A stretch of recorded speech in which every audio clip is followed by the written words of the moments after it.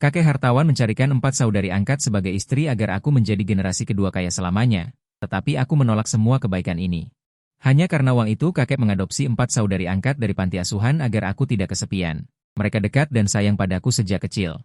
Tetapi setelah kakek meninggal, mereka semua berubah karena mereka jatuh cinta pada siswa miskin yang aku bantu. Mereka tidak hanya memberikan segalanya padanya.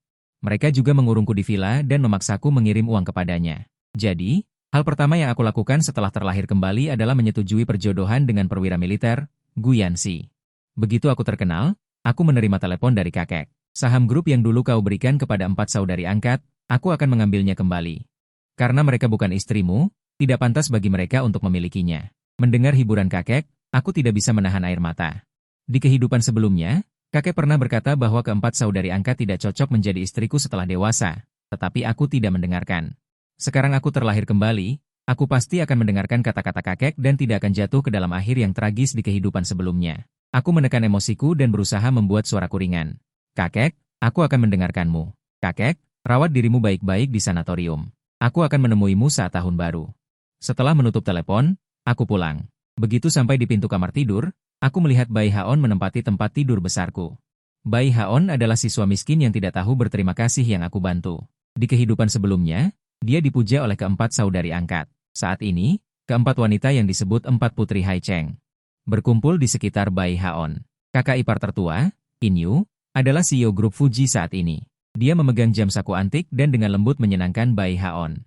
Kakak ipar kedua, Meng Yao, adalah seorang dokter yang lembut dan anggun. Dia memegang mangkuk obat dan dengan hati-hati menguji suhu untuk Bai Haon. Kakak ipar ketiga, In Xia, adalah ratu fil mata keranjang yang terkenal di seluruh jaringan. Dia dengan mesra memeluk Bai Haon. Kakak ipar keempat, Shenro, adalah pembalap wanita yang keras kepala. Namun, saat ini, dia memasang wajah lucu untuk menghibur Bai Haon. Aku menatap ke-4 orang yang familiar namun asing itu. Malam-malam yang memalukan itu tiba-tiba menjadi sangat jelas. Siapa yang menyangka bahwa ke-4 wanita yang paling aku percayai dan cintai memperlakukan aku sebagai mainan rendahan, membuat hidupku menjadi sangat gelap. Aku menggenggam erat ponselku dan menekan rasa jijik di hatiku. Aku masuk tanpa mengetuk pintu. Begitu Bai Haon melihatku, dia ketakutan dan menyusut ke pelukan Qinxia. Bai Haon berkata dengan menyedihkan, "Xinian, aku tahu ini kamarmu. Tidak pantas aku tinggal di sini." Tetapi mereka berempat mengatakan bahwa pencahayaan di kamar ini adalah yang terbaik dan bersikeras agar aku tinggal di sini. Aku mencibir, berpura-pura. "Karena kau tahu itu tidak pantas, kenapa kau tidak segera keluar? Aku akan segera menikah. Tidak boleh ada orang lain yang tinggal di rumahku, jangan sampai calon istriku salah paham." Shenro langsung memelototiku. "Gu Xinian, bisakah kau berbicara? Jika kau tidak bisa berbicara, jangan bicara. Seharusnya kau yang keluar." Kakak kedua juga menyalahkanku. Kakak ipar tertua yang biasanya acuh tak acuh sedikit mengerutkan kening. "Xinian, kakek menyuruhmu memilih salah satu dari kami berempat untuk dinikahi. Tetapi kami belum siap. Pernikahan bukanlah masalah sepele." Kakak ipar ketiga, Qinxia, dengan santai membantu Bai Haon pergi. "Hanya meminjam kamarmu sebentar. Sebagai teman baik, tidak bisakah kau mengalah pada Haon? Jika kau masih ingin kami menikahimu, kendalikan temperamen tuan mudamu. Ada Haon yang begitu baik di sini. Tidak ada wanita yang tidak memilihnya untuk memilihmu. Dulu, jika mereka mengatakan hal seperti itu, aku sudah marah. Tapi sekarang aku hanya berkata tanpa ekspresi. Aku juga tidak bilang akan menikahi kalian." Kakak keempat Fu Yirou menunjuk ke deretan buku di rak. "Fu Xinian, apa yang kau pura-purakan? Barang-barang yang kami berempat berikan padamu, kau simpan baik-baik. Siapa yang percaya kau tidak akan menikahi kami?" Aku mengikuti jari Fu Yirou melihat ke rak buku. Rak buku setinggi hampir 2 meter, penuh sesak. Bangau kertas yang dilipat kakak ketiga, pena yang digunakan kakak pertama, bola kristal yang diberikan kakak kedua. Piala balap yang pertama kali didapatkan kakak keempat. Dulu aku sangat menyayangi semua ini, sekarang aku sangat membencinya. Aku langsung berjalan ke rak buku, di depan 3 wanita yang tersisa, aku meraih piala balap. "Kalau begitu, aku akan menunjukkan kepadamu tekadku untuk tidak menikahi kalian." Setelah mengatakan itu, aku membantingnya dengan keras, piala itu hancur berkeping-keping. Tapi ini belum selesai. Aku mencibir dan melanjutkan, pena yang diberikan kakak pertamaku banting. Bola kristal yang diberikan kakak keduaku banting. Sebotol penuh bangau kertas yang diberikan kakak ketigaku banting. Aku mengambil foto mereka bersama dan hendak membantingnya. Namun, kakak pertama Fu Qingyu dengan erat menggenggam tanganku. Mata wanita itu yang biasanya dalam dan dingin, penuh dengan kekecewaan. "Fu Xinian, cukup." Dia mengambil foto itu dari tanganku. "Karena kau tidak rela meninggalkan kamar ini. Kalau begitu tetaplah tinggal di sini." Biarkan Haon tinggal di lantai 1. Aku mundur selangkah. Setelah menjauh dari mereka, barulah aku dengan cermat mengamati mereka. Nada bicaraku dingin, villa ini dibeli kakek untukku. Aku bilang suruh Bai Haon pergi. Jika kalian tidak setuju, pergilah bersama. Sambil berbicara, aku mengeluarkan tisu basah. Aku menyeka tempat yang digenggam Fu Qingyu. Ekspresi Fu Qingyu langsung berubah dingin, berbalik dan pergi tanpa mengucapkan sepatah kata pun. Fu Yiro yang berada di samping, sebelum pergi, tidak lupa menyindir. Hanya dengan memikirkan kehidupan sebelumnya, aku ingin muntah. Aku berlari ke kamar mandi dan muntah beberapa saat. Aku memanggil pelayan untuk mengganti semua barang di kamar. Aku pergi ke kamar di lantai atas untuk beristirahat. Aku tidak turun selama semalaman. Keesokan paginya, aku membawa laptop. Pergi ke taman di lantai atas untuk mencari udara segar. Baru saja duduk, aku menerima telepon dari penjahit Haute Couture Night. Tuan Fu, jas yang Anda pesan sudah selesai. Aku membuka email dan melihat foto jas yang sudah jadi. Jas ini juga aku rancang di kehidupan sebelumnya. Namun, pada akhirnya, jas itu dikenakan oleh Bai Haon. Saat sedang melamun, kakak keempat Fu Yiro tiba-tiba datang. Kakak kedua Fu Mengyao dan kakak ketiga Fu Mingzi mengikuti di belakang. Mereka bertiga juga melihat jas di layar laptop. Fu Yiro yang paling berbisa langsung mengejek. Kau membuat keributan besar dan membanting barang-barang, ternyata hanya untuk menarik perhatian. Jas pernikahan ini sudah dirancang dengan baik. Bukankah itu berarti kau menunggu untuk menikahi kami? Aku tidak menyangka akan bertemu mereka. Seharusnya saat ini mereka menemani Bai Haon berjemur. Benar-benar sial, aku menutup komputer dan menatap ketiga orang di depanku dengan jujur, kau terlalu banyak berpikir. Kalian semua tenang saja dan urus Bai Haon. Aku sudah menyetujui pernikahan yang diatur dengan keluarga Gu, aku tidak akan merebutnya dari kalian. Fu Bingxia dan panggilan dari saudari ketiga membuatku muak. Ketika aku berbicara, aku tidak lagi ceroboh seperti biasanya. Keluarga Gu adalah keluarga perwira militer. Satu tangan bisa membunuh 10 orang lemah. Lelucon mereka tidak bisa dianggap enteng. Jangan bicara sembarangan. Pada saat itu, biarkan kakak tertua yang membereskan kekacauanmu. Kakak kedua yang sedari tadi diam juga mendorong kacamatanya, maju dan meraih tanganku. Kau sudah mengamuk, amarahmu sudah mereda, lalu minta maaf pada Haon. Kita sekeluarga masih bisa hidup bersama dengan baik. Aku menepis tangan kakak kedua dan mundur dengan wajah cemberut. Di antara mereka berempat, aku paling tidak tahan disentuh oleh kakak kedua. Betapa menggelikan. Dulu, untuk melindungi kakak kedua, ketika aku menjalani operasi, aku secara khusus memerintahkan orang untuk menerbangkan susu segar dari Selandia Baru untuk merendam tangannya. Tapi tangan inilah yang mengambil ginjalku, merenggut nyawaku. Sampai sekarang, aku masih tidak bisa melupakan tindakan mengejar bintang itu. Jika kalian tidak percaya, ya sudah. Aku meninggalkan kata-kata ini dan kembali ke kamar, tidak keluar lagi. Malamnya, aku menerima paket yang dikirim oleh pelayan. Di dalam paket itu ada cincin perak naga dan phoenix kuno. Ponselku berdering. Itu adalah pesan dari objek perjodohan, Gu Yanxi. Dia mengatakan bahwa cincin itu adalah pusaka keluarga Gu. Hanya diwariskan kepada menantu laki-laki. Untuk menunjukkan ketulusanku, aku segera memakai cincin itu di jari manisku dan memotretnya untuknya. Bagaimana? Cantik? Begitu pesan suaraku terkirim, Fu Bingxia, adik ipar ketiga, bertanya dengan malas dari pintu. Apa yang cantik? Aku belum sempat berbalik, wanita itu sudah memeluk pinggangku erat-erat dari belakang. Dengan sedikit tenaga dari tangannya, keduanya jatuh ke sofa di samping. Di atas kepala, wanita itu mengenakan jubah tidur longgar. Kelihatan samar tulang selangka di bawah kepenuhan. Udara panas yang dihembuskannya membawa aroma alkohol yang kuat. Mata persik yang mabuk memerah di ujungnya. Wajah cantik dan indah itu tersenyum, tetapi tidak ada sedikit pun kehangatan di matanya. Cincin ini milik siapa? Lepaskan. Jari manis hanya boleh memakai cincin kawin. Kau tidak bisa memakai barang yang berantakan seperti ini hanya karena sedang marah. Wanita itu berwajah dingin.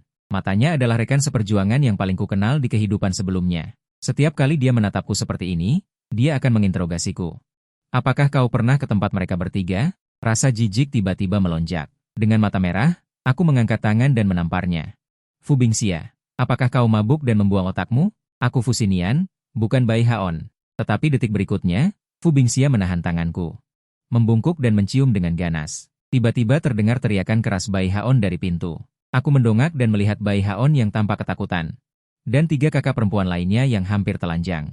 Aku mengambil kesempatan untuk mendorong Fu Bingxia menjauh. Wanita itu saat ini tidak memperdulikanku. Dia dengan panik berdiri dan berjalan menuju Bai Haon. Haon, dengarkan aku. Dia belum selesai berbicara. Bai Haon memegangi dadanya karena kedinginan, dan pingsan di tempat. Haon. Kakak kedua langsung menyambut dan memapahnya pergi. Kakak ketiga Fu Qingyu juga ikut menyusul. Aku dengan dingin bangkit dari sofa. Kakak keempat Fuiro langsung menghampiri. Dengan marah memaki, Fusinian, kau tahu Hao Chen menyukai kakak ketiga. Masih sengaja menggodanya, menciumnya di depan semua orang, tidakkah kau merasa jijik? Jijik? Tentu saja aku jijik, hanya saja orang-orang yang menjijikan adalah mereka. Aku menahan amarah. Menatap tajam Fu Qingyu dan Fuiro yang belum pergi. Apakah kalian semua buta? Tidak melihat aku mendorong orang? Ini kamarku, kalian tidak bertanya dan menerobos masuk. Siapa sebenarnya yang tidak tahu malu? Setelah selesai bicara, aku tidak menunggu reaksi mereka berdua, langsung mengusir mereka keluar, menutup pintu dengan keras. Aku memijat pelipisku untuk menenangkan diri, mengeluarkan ponsel dan menghubungi agen properti, ingin menjual villa ini. Setelah aku dan Gu Yanxi menikah, kami akan tinggal di keluarga Gu, hampir tidak akan kembali lagi. Mereka berempat ingin hidup bersama Bai Haon, jangan membuatku jijik di rumahku. Setelah itu selama beberapa hari berturut-turut, keempat kakak tidak menggangguku. Jika dulu mereka hanya perlu perang dingin selama sehari, aku pasti akan meminta maaf, berharap bisa mempertahankan hubungan kami. Untuk itu aku pernah mendengar banyak perkataan yang menyakitkan. Meminta maaf harus ada sikap meminta maaf, jika kau tidak tahu di mana salahmu. Berikan saja semua yang diinginkan Hao Chen, jika kau masih terus bersikeras seperti ini. Kami seumur hidup tidak akan menikah, juga tidak akan menikah denganmu. Sekarang aku hanya merasa bodohnya diriku di masa lalu. Jika mereka tidak menginginkanku, masih banyak orang yang menginginkanku. Aku senang bisa tenang, tapi baru beberapa hari tenang. Ponselku terus berdering tanpa henti. Semuanya pesan dari Bai Haon, Fusinian, meskipun kau tuan muda. Lalu kenapa? Mereka tetap menyuruhku berputar-putar, kapanpun, mereka akan dengan tegas berdiri di sisiku. Mendukungku, selama aku mau, kapan saja aku bisa merebut mereka. Ding dong, terdengar lagi sebuah bunyi. Seseorang mengirimkan sebuah foto, Bai Haon duduk di tengah tumpukan hadiah sambil tersenyum cerah, dan hadiah-hadiah itu semuanya sama persis dengan piala dan bola kristal yang pernah kuberikan sebelumnya. Aku dengan mati rasa mematikan ponsel, dengan tenang menyerahkan draft desain kelulusanku. Jurusan kuliahku adalah desain. Karya desain kelulusan kali ini adalah jas yang dulu saya pesan khusus dari Naisiang. Seminggu kemudian adalah upacara wisuda Akademi Desain Haicheng. Aku menghadiri pesta upacara. Baru saja tiba di ruang perjamuan, aku melihat Bai Haon dikelilingi oleh keempat kakak perempuan seperti bulan yang dikelilingi bintang. Gu Yumei, kakak tertua, tampak lembut. Setelan Hao Tekutur ini adalah model terbaru dari pesanan mewah Nai. Hanya ada satu di dunia, paling cocok dipakai oleh Haon. Gu Mengyao, kakak kedua, tersenyum lembut. Haon sekarang adalah pangeran yang paling menarik perhatian di antara semua orang. Aku ingin tahu apakah aku bisa menari tarian pertama bersamamu nanti. Gu Bixia, kakak ketiga, mencium tangan Bai Haon dengan ringan. Alisnya sedikit terangkat. Haon, aku ingin memintamu menjadi pemeran utama pria di drama berikutnya. Apa kamu bersedia? Gu Ye dan kakak keempat juga tidak mau kalah. Haon, aku memenangkan balapan mobil kemarin. Hadiahnya adalah cincin rubi senilai 30 juta ini. Biarkan aku memakainya untukmu secara pribadi. Empat putri yang dipuja semua orang di Haicheng sekarang adalah Gu Yu, seorang ahli keuangan terkemuka, Gu Mengyao, seorang dokter top dunia, Gu Bixia, peraih 2 penghargaan aktris terbaik, dan Gu Ye, pembalap wanita profesional papan atas dunia, ini memanjakan Bai Haon dengan berbagai cara. Dulu aku dipuja oleh mereka, tapi sekarang aku diejek. Dulu, empat putri selalu berputar-putar di sekitar Gu Xinian. Gu Xinian juga mengatakan bahwa keempat putri akan menikah dengannya. Aku rasa itu hanya lelucon. Menurutku, Haon adalah pangeran sejati. Dia pasti akan menikahi salah satu dari 4 putri di masa depan. Haon murah hati dan baik hati.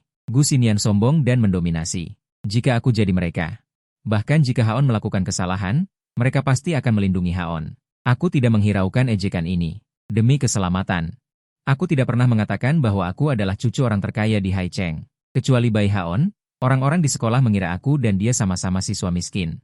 Mereka mengira semua yang kumiliki adalah karena keempat kakak perempuan itu menyayangiku. Tapi sebenarnya mereka dipilih oleh kakek dari panti asuhan.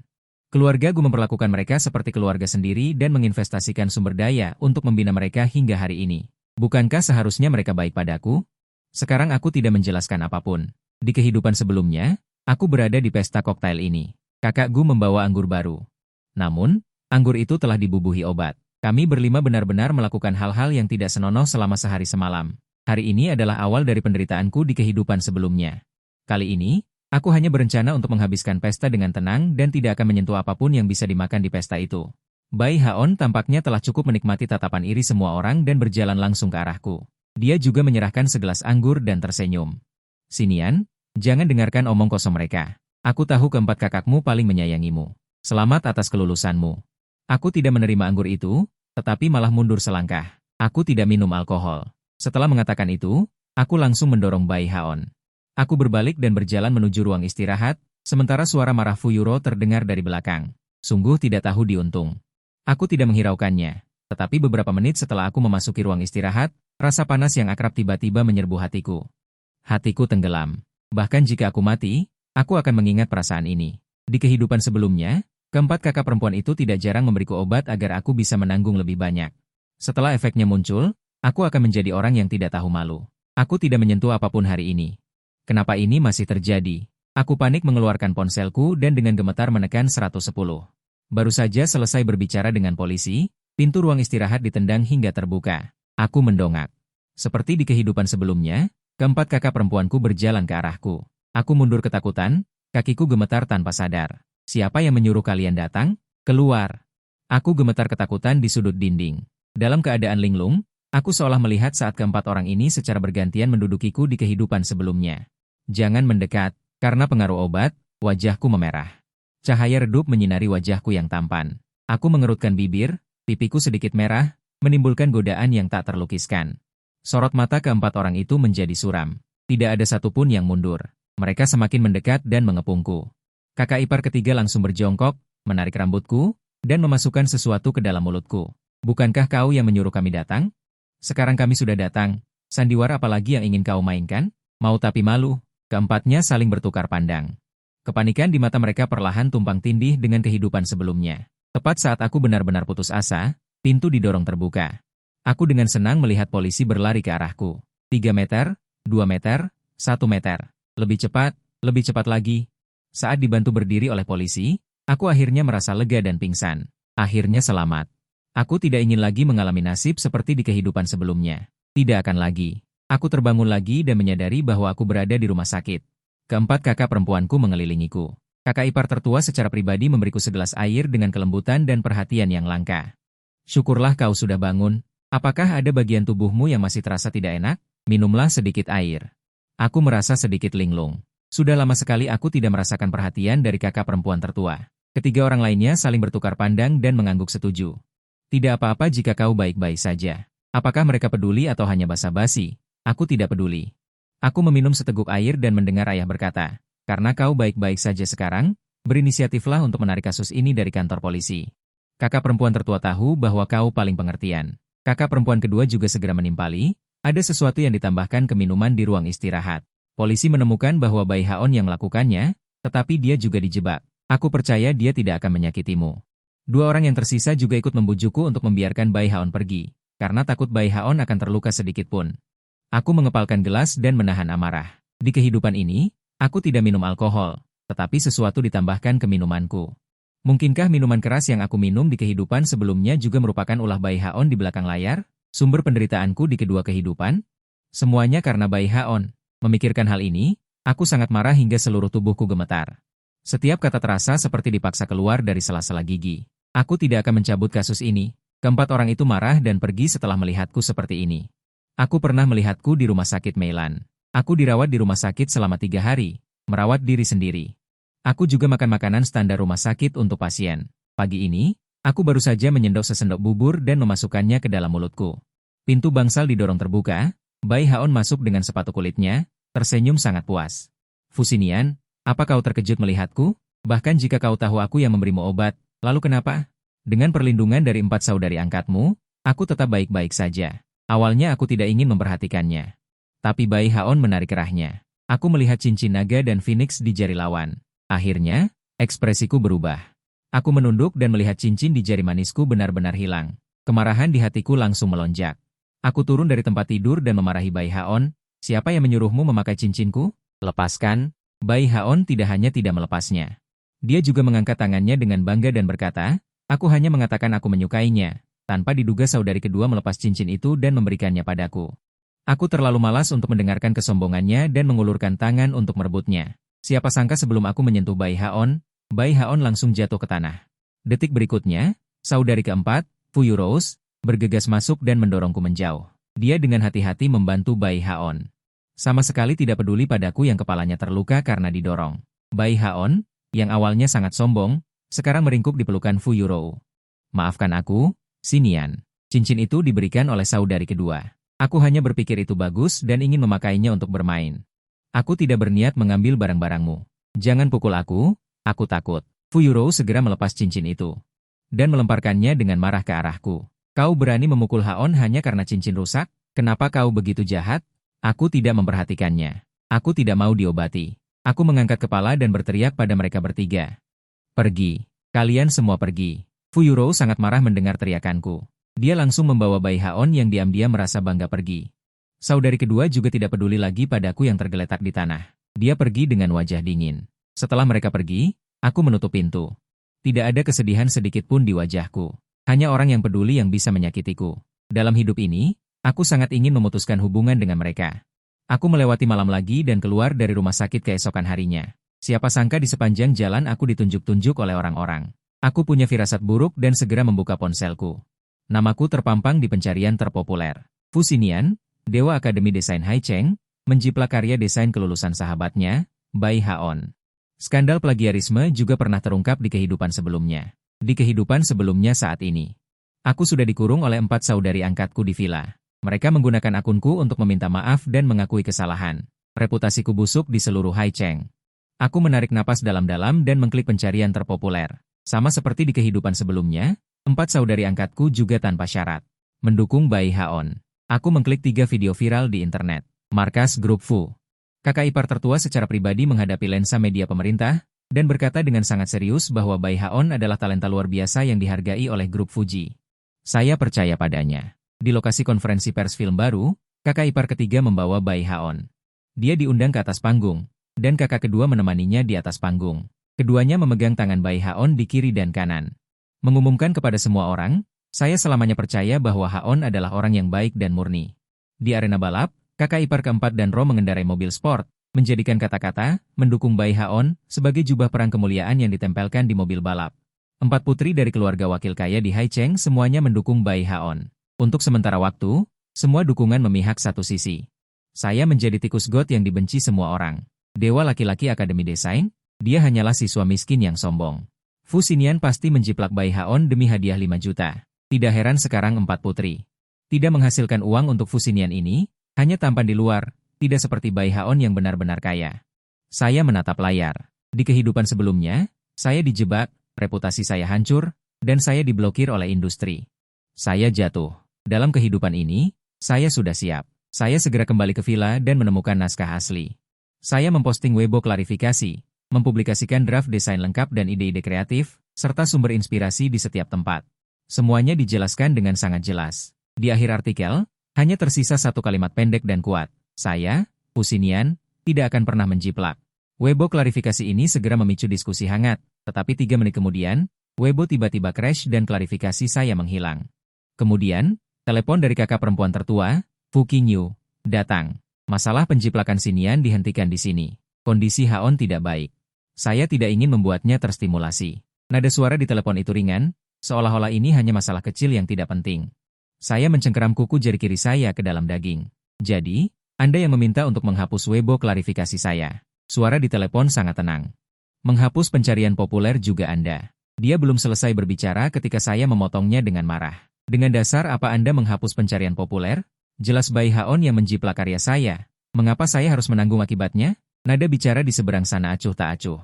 Anda juga tidak kekurangan uang. Netizen hanya melihat kesenangan sesaat. Tenang, masalah ini akan segera berlalu. Saya tertawa marah mendengar kata-kata ini. Apakah ini masalah uang? Seorang desainer yang dicap sebagai penjiplak. Bagaimana saya bisa mendapatkan pijakan di industri ini di masa depan? Tetapi kata-kata di seberang sana masih tidak dapat disangkal. Anda adalah tuan muda keluarga Fu. Bahkan jika Anda tidak bekerja di masa depan, Anda akan bebas dari rasa khawatir seumur hidup. Jika Haon diberi label sebagai penjiplak, dia akan didisi oleh industri. Dia seorang siswa miskin dan tidak akan bisa bertahan hidup di masa depan. Masalah ini seperti ini dan tidak boleh disebutkan lagi di masa depan. Setelah selesai berbicara, ayah saya menutup telepon. Saya sangat marah sehingga jantung saya berdenyut kesakitan. Saya hidup 2 kehidupan. Mereka semua mengkhianatiku tanpa ragu. Aku sangat kecewa. Aku teringat beberapa waktu lalu. Setelah aku menyetujui pertunangan itu, kakek memberikan verifikasi kepada saya untuk Weibo Tuan Muda Fu Xinian. Aku menggunakan akun besar terverifikasi untuk masuk ke Weibo dan memposting pesan. Pesan ini langsung menjadi trending. Aku, Fu Xinian adalah satu-satunya pewaris keluarga Fu, orang terkaya di Haicheng. Aku tidak perlu menjiplak demi uang. Satu kalimat menyebabkan kegemparan. Aku menggunakan akun Tuan Muda Fu Xinian untuk menerbitkan draft klarifikasi. Dan melampirkan catatan komunikasi resmi antara aku dan Naixing Custom selama 3 bulan terakhir. Naixing Custom adalah merek desain paling bergengsi di dunia. Mereka tidak mungkin membantu orang melakukan kecurangan. Popularitas langsung melonjak ke puncak tangga. Bai Haon sangat terpukul hingga tidak bisa makan. Netizen berbondong-bondong lari ke Weibo Bai Haon untuk mencaci maki. Aku merasa jijik. Trik apa yang kamu gunakan, teh hijau pria, hingga keempat putri tidak melindungi Tuan Muda. Malah melindungimu, mungkin Bai Haon sudah meniduri keempatnya dan menjadi gigolo eksklusif untuk keempat putri. Aku juga punya uang, bisakah aku ikut bersenang-senang? Akun resmi yang diberikan kakek.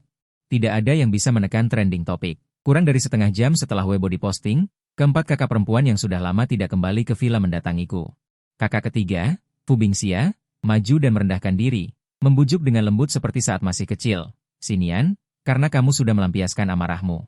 Hapus saja Weibo-nya. Dia mengulurkan tangan untuk membantuku merapikan rambut yang berantakan, tetapi aku mendorongnya menjauh. Aku melihat keempat orang di depanku. Mereka semua sekarang sukses dan terkenal. Aku khawatir mereka sudah lupa dari mana semua ini berasal. Aku tidak keberatan mengingatkan mereka. Aku tersenyum sinis. Sekarang kamu tahu untuk mencariku? Saat aku dituduh melakukan plagiarisme, apa yang kalian lakukan? Kalian semua mendukung Bai Haon. Kalian mungkin sudah lupa bahwa kakek membesarkan kalian dengan harapan kalian bisa melindungiku. Kalian tidak hanya tidak melindungiku, namun berulang kali menyakitiku demi orang lain. Apakah kalian pikir aku akan menghapus Weibo? Mendengar aku menyebut kakek untuk menekan mereka. Wajah mereka berempat langsung muram. Fu Ye paling tidak sabar. Bukankah kau hanya tidak suka pada Hao Chen? Takut kami direbut olehnya? Kami akan menikah denganmu sekarang. Oke? Aku tertawa mendengar kata-kata belas kasihannya. Tidak perlu. Aku tidak ingin menikah dengan kalian lagi sekarang. Sepertinya aku tidak terpengaruh olehnya. Aku langsung menolak. Ekspresi keempatnya menjadi semakin jelek, seolah-olah mereka marah. Mereka semua sudah berkompromi untuk membujukku. Aku masih terlihat tinggi dan tidak kenal ampun. Fu Bingxia mengusap alisnya dan membujukku lagi. Kamu jadilah anak baik. Aku tahu kamu ingin menikah dengan kami berempat. Sekarang kamu pilih saja salah satu. Siapapun akan setuju asalkan kamu menghapus Weibo. Fu Yurous mengikuti dan berjalan ke hadapanku dengan lembut. Asalkan kamu menghapus Weibo, kita bisa bertunangan minggu depan. Aku menolak dengan dingin. Tidak perlu, aku punya istri. Dia adalah Gu Yanxi. Gu Yanxi menyukaiku. Dia menyatakan cintanya padaku 88 kali secara pribadi. Dulu aku berpikir, aku hanya akan menikahi salah satu dari 4 saudari angkatku. Jadi aku tidak memberitahu mereka tentang perasaan Gu Yanxi. Sekarang keempatnya saling bertatapan, jelas terlihat ketidakpercayaan di mata masing-masing. Fu Yurou mencibir dengan jijik. Gu Yanxi terkenal sebagai keluarga perwira militer yang sangat menjunjung tinggi aturan. Bukan maksudku merendahkanmu, mereka menginginkan putri dan putra dari keluarga kaya. Apa persamaanmu dengan tuan muda yang manja dan seenaknya sepertimu? Jika kamu benar-benar tidak bisa memilih, kami berempat juga bisa menikahimu sekaligus. Aku melirik, 3 lainnya diam saja. Kata-kata Fu Yurou. Aku tidak menyangka, demi menyelamatkan reputasi Bai Haon. Mereka berempat bersedia berkompromi sejauh ini. Aku terlahir kembali. Dan menggunakan kembali draft desain kelulusan yang kupakai di kehidupan sebelumnya, bukan untuk memaafkan Bai Haon, melainkan untuk membalasnya dengan caranya sendiri. Saat hendak menolak, Bai Haon bergegas masuk dari luar. Dia terus bersujud dan meminta maaf padaku. Xinian, aku benar-benar tidak tahu itu draft desain kelulusanmu. Aku hanya tidak sengaja melihatnya di tempat saudari keempat dan mendapatkan inspirasi untuk menirunya. Mohon maafkan aku kali ini. Aku adalah siswa miskin dari gunung, baru saja berhasil sampai hari ini. Jika reputasiku hancur, hidupku akan tamat. Aku tidak punya keluarga lagi. Jika aku kembali ke kampung halaman, aku pasti akan dihabisi oleh ayahku. Dan membuat ibuku yang berusia 70 tahun meninggal karena marah. Keempatnya merasa sangat kasihan melihat Bai Haon yang terus bersujud dan memohon ampun. Sedangkan aku dari awal sampai akhir hanya menatapnya dengan dingin. Saudari keempat, Fu Yurou, adalah yang pertama tidak tahan dan berjalan mendekat untuk membantu Bai Haon berdiri. Dia melirikku sebelum pergi dan berkata, jangan memohon padanya. Tenang saja, jika reputasimu hancur, aku akan menafkahimu seumur hidup. Aku sama sekali tidak mempedulikan kata-kata Fu Yurou, sedangkan ayah di samping juga menatapku dengan dingin. Kamu benar-benar terlalu dimanjakan. Aku mencibir, aku adalah cucu orang terkaya. Satu-satunya pewaris keluarga Fu. Wajar jika aku sedikit sombong. Apakah saudari tertua sangat tidak menyukaiku? Karena status yatim piatu Bai Haon membuatmu bersimpati? Status yatim piatu itu masih menyentuh hati keempat saudari angkatku. Mereka berempat diadopsi dari panti asuhan. Wajah dingin ayah selama bertahun-tahun juga menjadi pucat karena marah. Dia berbalik dan pergi dengan dingin. Saudari kedua menggelengkan kepala. Kau sangat mengecewakanku. Fusinian juga kehilangan senyum angkuhnya yang biasa, dan berkata dengan dingin. Kau berubah, aku bahkan tidak mengenalimu lagi. Mereka satu persatu pergi. Aku menatap punggung mereka dan tersenyum mencela diri sendiri. Benarkah? Tapi di kehidupan sebelumnya aku menjalani kehidupan yang menyedihkan. Bukankah seharusnya aku yang kecewa? Sekarang aku hanya mengatakan beberapa kebenaran. Aku sudah membandingkan merek-merek mewah dari pagi hingga malam untuk mendapatkan yang memuaskan. Baru saja aku akan membayar, aku menerima provokasi Bai Haon. Fusinian, meskipun kau tidak bermain Weibo, lalu kenapa? Mereka berempat ingin menikahiku pada hari yang sama untuk menggantikannya. Kemudian, mereka mengirim gambar undangan pernikahan. Undangan pernikahan dengan 1 pengantin pria dan 4 pengantin wanita. Aku tanpa sadar membuka lingkaran pertemanan. Benar saja, Bai Haon juga memposting undangan pernikahannya di lingkaran pertemanan. Aku mencibir dan mengangkat tangan untuk memberi, suka, dan membalas. Semoga terkunci selamanya. Aku baru saja akan mematikan ponsel. Kakak keempat, Fuyurou, menelepon. Suara di seberang terdengar senang, seolah menunggu untuk berbicara denganku. Fusinian, apa kau sudah mengakui kesalahanmu? Selama kau meminta maaf pada Haon, kami akan membatalkan pernikahan. Aku mencibir. Aku tidak salah, kenapa aku harus meminta maaf? Karena kalian semua mengakui Bai Haon dan tidak menyukai tuan muda sombong dan semaunya sepertiku. Maka aku juga tidak akan memaksakan diri untuk masuk ke lingkaran kalian. Begitu kata-kata itu selesai, suara marah dari 3 saudari angkat lainnya terdengar dari seberang. Fuyurou dengan marah menutup telepon sebelum meninggalkan kalimat, sebaiknya kau tidak menyesal. Aku tidak akan menyesal. Di kehidupan ini aku akhirnya bisa melarikan diri dari nasib tragis kehidupan sebelumnya. Aku hanya ingin menjauhi mereka berempat. Aku mematikan ponsel dan tidur nyenyak sepanjang malam. Keesokan harinya, aku dibangunkan oleh dering telepon. Itu telepon dari kakek. Aku sudah melihat semua yang terjadi selama bertahun-tahun ini. Aku tidak menyangka setelah bertahun-tahun, aku membesarkan 4 orang yang tidak tahu berterima kasih. Aku segera memerintahkan untuk mencabut semua hak istimewa mereka. Melalui telepon, aku bisa merasakan kemarahan kakek. Aku khawatir kakek akan marah dan sakit. Aku buru-buru membujuk dengan lembut, kakek, jangan marah. Aku sudah tidak menyukai mereka lagi. Dan aku sudah memiliki Guyansi. Bukankah kakek bilang begitu? Dia akan menemaniku di masa depan. Kakek kemudian melembutkan suaranya. Pernikahanmu dengan Guyansi akan diadakan seminggu lagi, tepat pada hari yang sama. Selama waktu ini, bersiaplah dengan baik. Baik, setelah menutup telepon, aku menerima pesan dari agen properti. Tuan Fu, rumah itu sudah terjual dengan harga tinggi. Pembeli akan datang untuk serah terima pada hari yang sama. Aku tersenyum dan bangkit dari tempat tidur. Dengan begitu, setelah aku pergi, mereka berlima tidak bisa terus membuatku jijik di sini.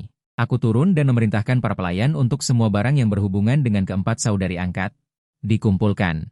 Kemudian, aku membakarnya habis di halaman dan memerintahkan orang untuk memanggil ekskavator. Semua pohon begonia di halaman digali. Pohon begonia ini ditanam saat keempat kakak perempuan datang ke rumah untuk pertama kalinya ketika aku berusia 10 tahun.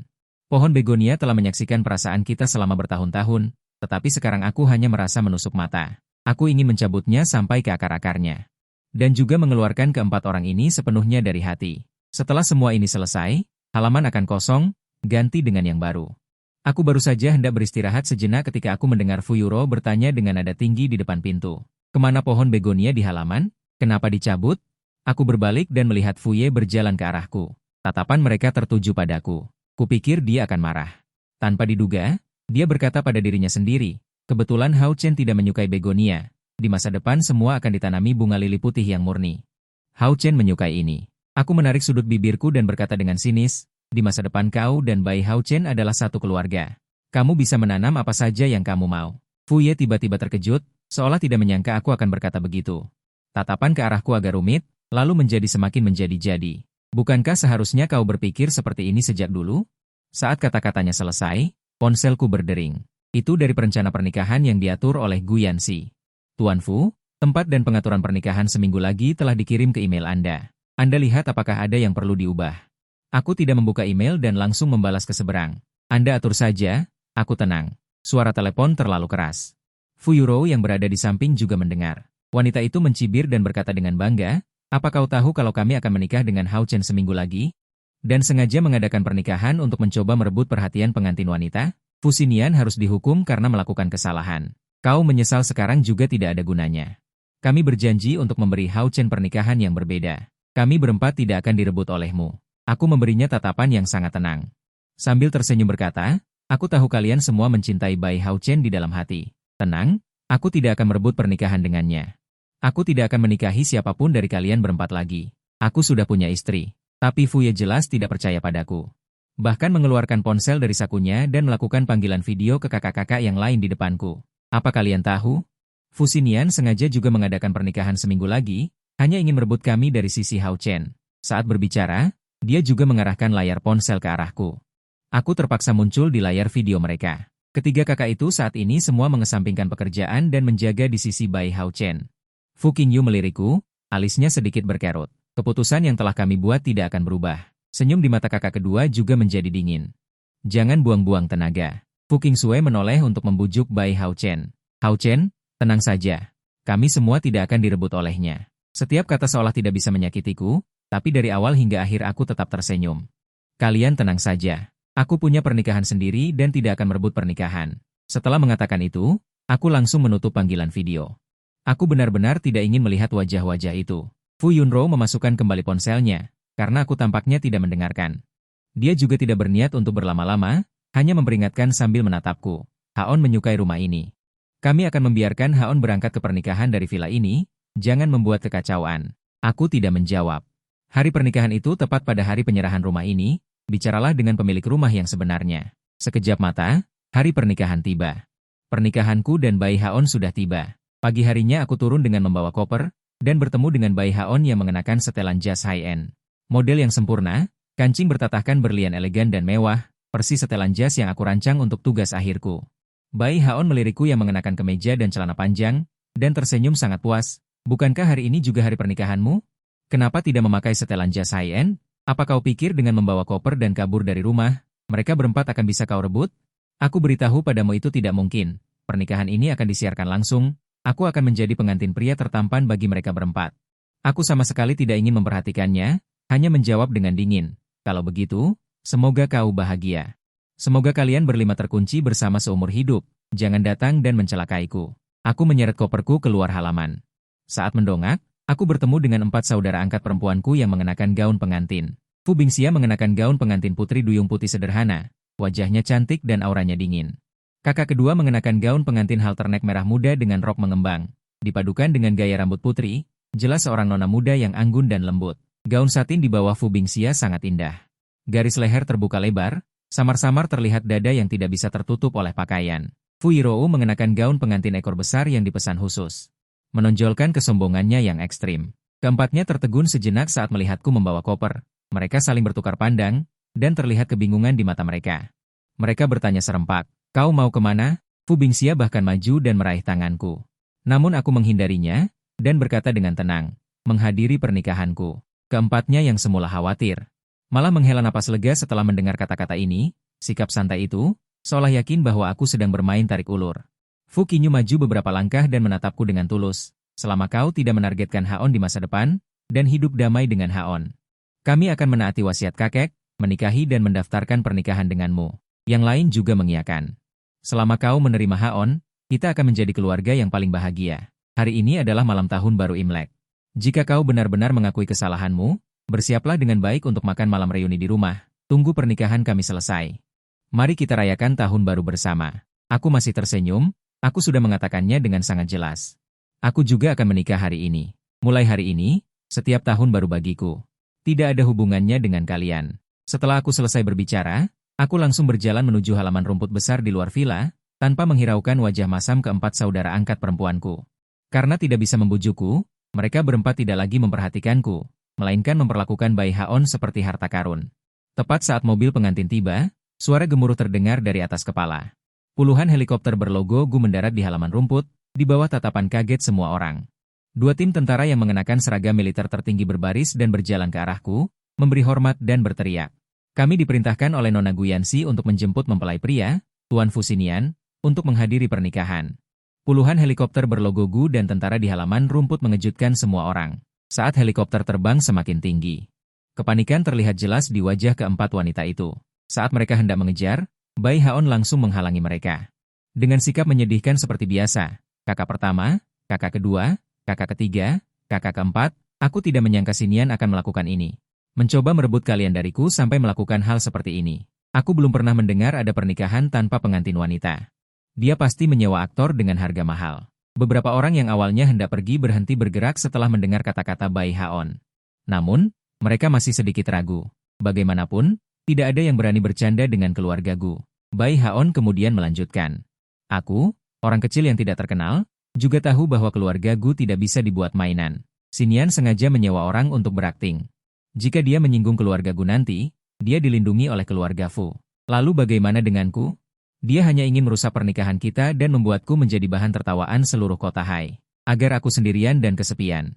Tidak ada cara bagiku untuk bertahan hidup di kota Hai lagi. Dia hanya ingin menghancurkanku. Setelah mendengar ini dari keempat wanita itu, keraguan di hati mereka hilang. Mereka mengerutkan kening. Fu Yurose menyesuaikan gaun pengantinnya. Dengan nada marah, dia berkata, hampir saja aku dipermainkan oleh Fu Xinian.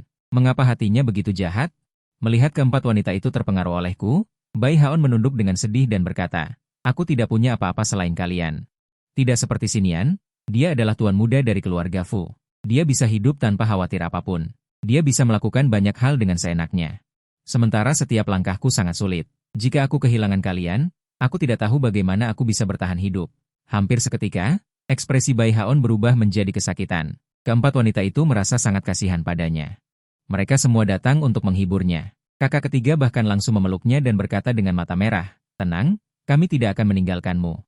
Jangan sedih, nanti fotonya jadi jelek. Kakak kedua mengeluarkan sapu tangannya dan merayu dengan lembut. Kita sudah berjanji untuk memberimu pernikahan yang istimewa, jadi kita tidak akan mengingkari janji. Fu Yuro juga dengan cepat menimpali. Benar, hari ini adalah pernikahan kita. Kamu adalah pengantin pria yang paling tampan, adalah kekasih kami berempat. Kami sangat mencintaimu, bagaimana mungkin kami meninggalkanmu? Benar kan? Kakak pertama, Fu Qingyu, yang biasanya serius dan tenang. Saat ini juga mengangguk menghibur. Tenang, kami tidak akan meninggalkan pengantin pria tertampan. Pernikahan akan tetap berjalan. Keempat wanita itu menarik Bai Haon ke mobil pengantin. Beberapa wanita membujuknya dengan nada manja. Bai Haon akhirnya tersenyum. Hanya saja suaranya masih sedikit sedih, memiliki kalian benar-benar baik. Melihat Bai Haon tersenyum, keempat wanita itu baru merasa lega. Fu Yunro segera menjawab, tentu saja. Hari ini kamu akan menjadi pria yang paling membuat iri di kota Hai. 4 putri kota Hai menikahi seorang pria memang menjadi sorotan. Apalagi pengantin pria itu beberapa hari lalu masih terjerat skandal plagiarisme. Pernikahan ini menarik banyak netizen untuk datang menonton. Semakin banyak orang di ruang siaran langsung, komentar terus bergulir. Menurutku siswa miskin ini punya sedikit trik. Mampu membuat keempat wanita ini berputar di sekelilingnya. Coba kalian katakan, jika Fu Xinian adalah tuan muda, lalu identitas asli keempat putri itu sebenarnya apa?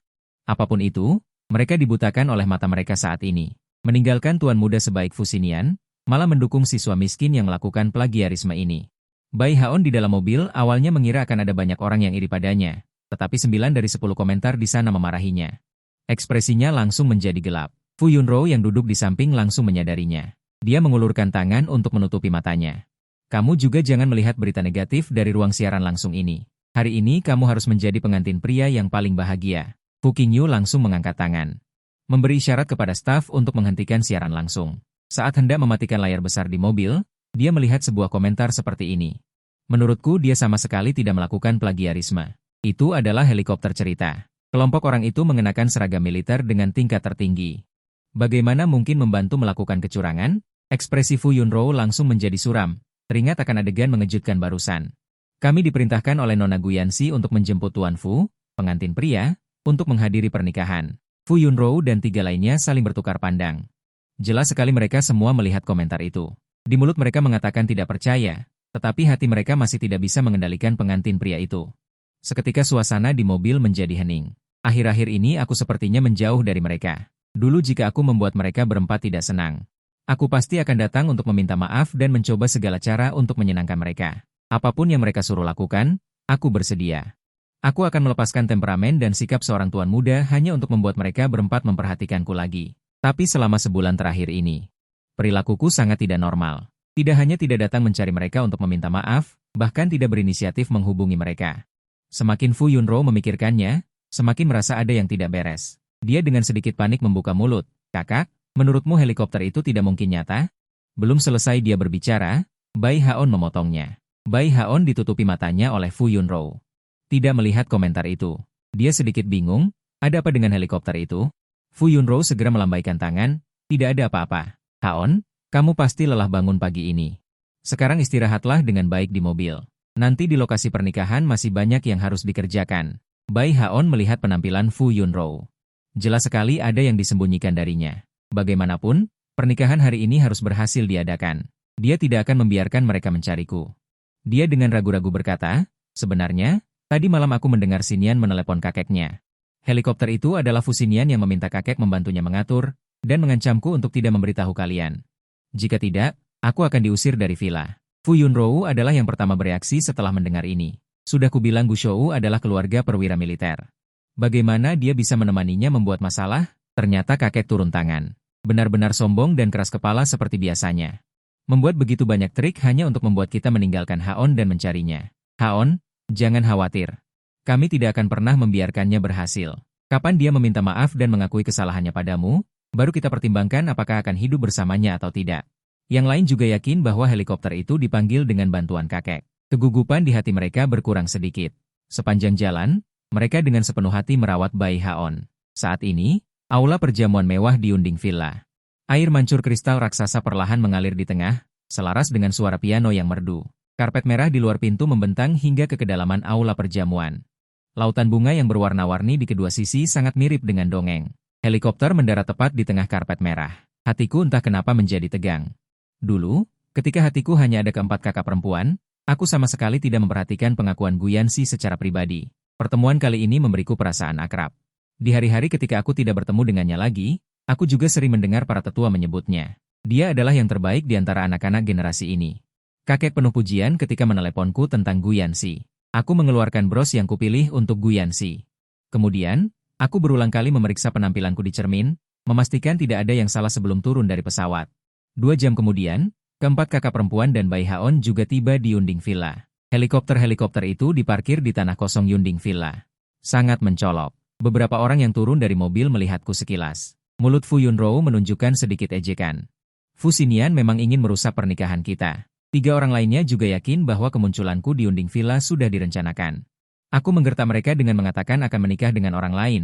Tetapi sebenarnya aku tidak bisa melupakan mereka dan bermain tarik ulur. Ingin mereka membatalkan pernikahan dengan Haon. Bai Haon meremas ujung jasnya. Kakak pertama, kakak kedua, kakak ketiga, kakak keempat, apakah Xinian akan merebut pernikahan? Bagaimana jika dia membuat masalah di pernikahan kita nanti? Aku tidak tahu trik hebat apa yang akan dia gunakan. Aku sangat takut tidak bisa menikah dengan kalian berempat. Ekspresi orang-orang di sekitarnya langsung berubah setelah mendengar ini. Fu Yunro berbicara sebelum orang lain. Haon, jangan khawatir. Bahkan jika langit runtuh hari ini, kami akan menikahimu. Saudara ipar ketiga menggosokkan ujung hidungnya ke hidung Bai Haon, mengangkat alis padanya dan tersenyum. Bagaimana mungkin kami mengecewakan pengantin pria tertampan? Kakak perempuan tertua selalu tenang dari awal hingga akhir. Jangan khawatir, semua proses pernikahan sudah diatur. Aku akan meminta seseorang untuk mengawasi dan tidak akan membiarkan kecelakaan terjadi. Jaminan beberapa orang itu tidak diragukan lagi memberi Bai Haon ketenangan pikiran, dan dia tidak bisa menahan diri untuk merasa bangga secara diam-diam. Pernikahan mereka dan Bai Haon diadakan di aula perjamuan mewah, tepat di sebelah aula perjamuan kelas atas saya. Kedua aula perjamuan itu sangat mewah. Namun dibandingkan dengan aula perjamuan kelas atas, aula perjamuan mewah masih jauh tertinggal. Pernikahan kami tidak bisakah diadakan di aula perjamuan mewah itu? Fu Bin juga sedikit bingung, karena tempat pernikahan seharusnya diatur oleh kakak perempuan tertuanya. Seharusnya dengan standar tertinggi, mengapa tidak memesan aula perjamuan kelas atas itu? Kakak perempuan tertua sepertinya ingin pindah ke aula perjamuan kelas atas. Lihat apakah kamu bisa berkomunikasi. Tuan Fu mengerutkan kening dan berkata dengan suara berat, saat menghubungi saat itu. Orang yang bertanggung jawab di genting mengatakan bahwa aula perjamuan kelas atas tidak dibuka untuk umum. Fu Yuro adalah orang yang tidak sabaran. Langsung menarik staf di samping dan bertanya, bisakah kamu memindahkan kami ke aula perjamuan kelas atas? Berapapun harganya, kami bersedia membayar. Staf jelas ditarik dengan agak kasar, tetapi dengan cepat bereaksi, Nona, maafkan kami. Kami tidak bisa membantu Anda mengubahnya. Aula perjamuan kelas atas tidak dibuka untuk umum. Fu Ye melihat helikopter yang diparkir di luar. Dalam hatinya, dia menduga pasti saya yang memesannya. Dia membuka mulutnya dengan nada meremehkan, jangan katakan apapun yang tidak dibuka untuk umum. Bukankah sekarang sudah dipesan oleh orang luar? Katakan pada bos Anda, kami akan membayar 10 kali lipat harganya. Pernikahan kami akan diadakan di aula perjamuan mewah. Setelah Fu Ye selesai berbicara, dia tidak peduli apakah staf setuju atau tidak. Dia menarik Bai Haon ke pintu aula perjamuan kelas atas. Dia baru saja akan masuk ketika dia dihentikan oleh penjaga keamanan di pintu. Maaf Nona. Anda tidak bisa masuk tanpa hemat dan kerja keras. Fu Yiro jelas marah. Percaya atau tidak, aku bisa menelpon seseorang. Orang-orang di dalam akan memohon padaku untuk masuk. Begitu kata-kata itu diucapkan, saya keluar dari ruang ganti. Ini adalah lokasi pernikahan saya, bukan sembarang orang bisa masuk. Setelah turun dari pesawat, saya dibawa ke ruang ganti. Saat ini saya mengenakan setelan jas yang dibuat khusus, kemeja dan celana panjang disetrika dengan cermat, kancing dikancingkan dengan ketat hingga atas. Keanggunan yang tak tertahankan ini bagaikan seorang pangeran abad pertengahan. Menatap mataku, Fu Ye melupakan amarahnya, dan sedikit kegelapan mulai muncul di matanya. 3 orang lainnya yang mengejar juga tertegun sejenak ketika melihat saya lagi. Mereka mengerutkan kening dan menatap saya. Mata mereka sangat menakutkan. Sorot mata penuh kekhawatiran itu tidak menyembunyikan keinginan yang membara. Fu Bi melangkah maju, hendak menarikku, tetapi dihalangi oleh seorang petugas keamanan. Dia menatapku lurus, tenggorokannya tanpa sadar berguling, dan suaranya sedikit genit ketika dia berbicara. Sinian, jangan bertingkah kekanak-kanakan, kami hanya mengadakan pernikahan dengan Haon tanpa mendaftarkannya. Aula perjamuan kelas atas hari ini. Anda berikan pada Haon, kami tidak akan menyelidiki masalah Weibo. Kakak perempuan kedua juga maju dan menatapku. Kelembutan di matanya lebih dalam dari sebelumnya. Ya, selama Anda memberikan aula perjamuan kepada Haon, kami akan menganggap hal sebelumnya tidak terjadi. Keluarga kita harusnya hidup bahagia bersama. Di mata ayah dan kakak tertua yang biasanya dingin, sekarang ada sedikit keinginan yang melonjak. Bahkan dia sendiri tidak menyadarinya, suaranya serak saat berbicara, kau sudah cukup membuat keributan selama ini. Dengarkan, pulang dulu. Setelah kami menyelesaikan pernikahan dengan Haon, kami akan kembali menemanimu. Aku melihat orang-orang di depanku. Sudut mulutku terangkat membentuk senyum mengejek. Orang-orang ini sampai sekarang masih tidak mengindahkan perkataanku. Hanya mengira aku sedang merajuk. Tapi aku tidak peduli. Aku berkata dengan tenang. Aku bilang aku datang untuk menikah. Ini adalah lokasi pernikahanku. Kenapa aku harus mengalah? Belum selesai aku bicara, Bai Haon langsung bertanya, matanya penuh dengan kebingungan. Sinian, kau bilang kau datang untuk menikah. Kenapa aku tidak melihat pengantinnya? Apa mungkin menikah sendirian? Jangan-jangan kau masih ingin merebut pernikahan ini? Aku benar-benar muak dengan tingkah lakunya ini, aku berkata dengan kesal. Aku sudah bilang aku punya istri sendiri. Terserah kalian berlima mau bagaimana, jangan menggangguku. Supaya istriku tidak salah paham. Bai Haon melihat ke kiri dan ke kanan lalu bertanya, Sinian, kau sudah bicara panjang lebar. Kenapa aku tidak melihat istrimu? Keempat saudara perempuan itu juga melihat sekeliling, memang tidak ada pengantin wanita. Mereka yakin aku sengaja membuat kekacauan. Ayah melirik jam tangannya, nadanya sedikit serius saat berbicara lagi. Sinian, jangan kekanak-kanakan lagi. Pernikahan kami dengan Haon akan segera dimulai. Serahkan aula perjamuan mewah ini kepada kami. Aku akan menyuruh orang mengantarmu kembali ke villa. Mendengar kata, segera, nada lembut kakak kedua juga menjadi sedikit tergesa-gesa. Trik kecil yang dipakai berulang-ulang tidak ada gunanya. Aku langsung membalas.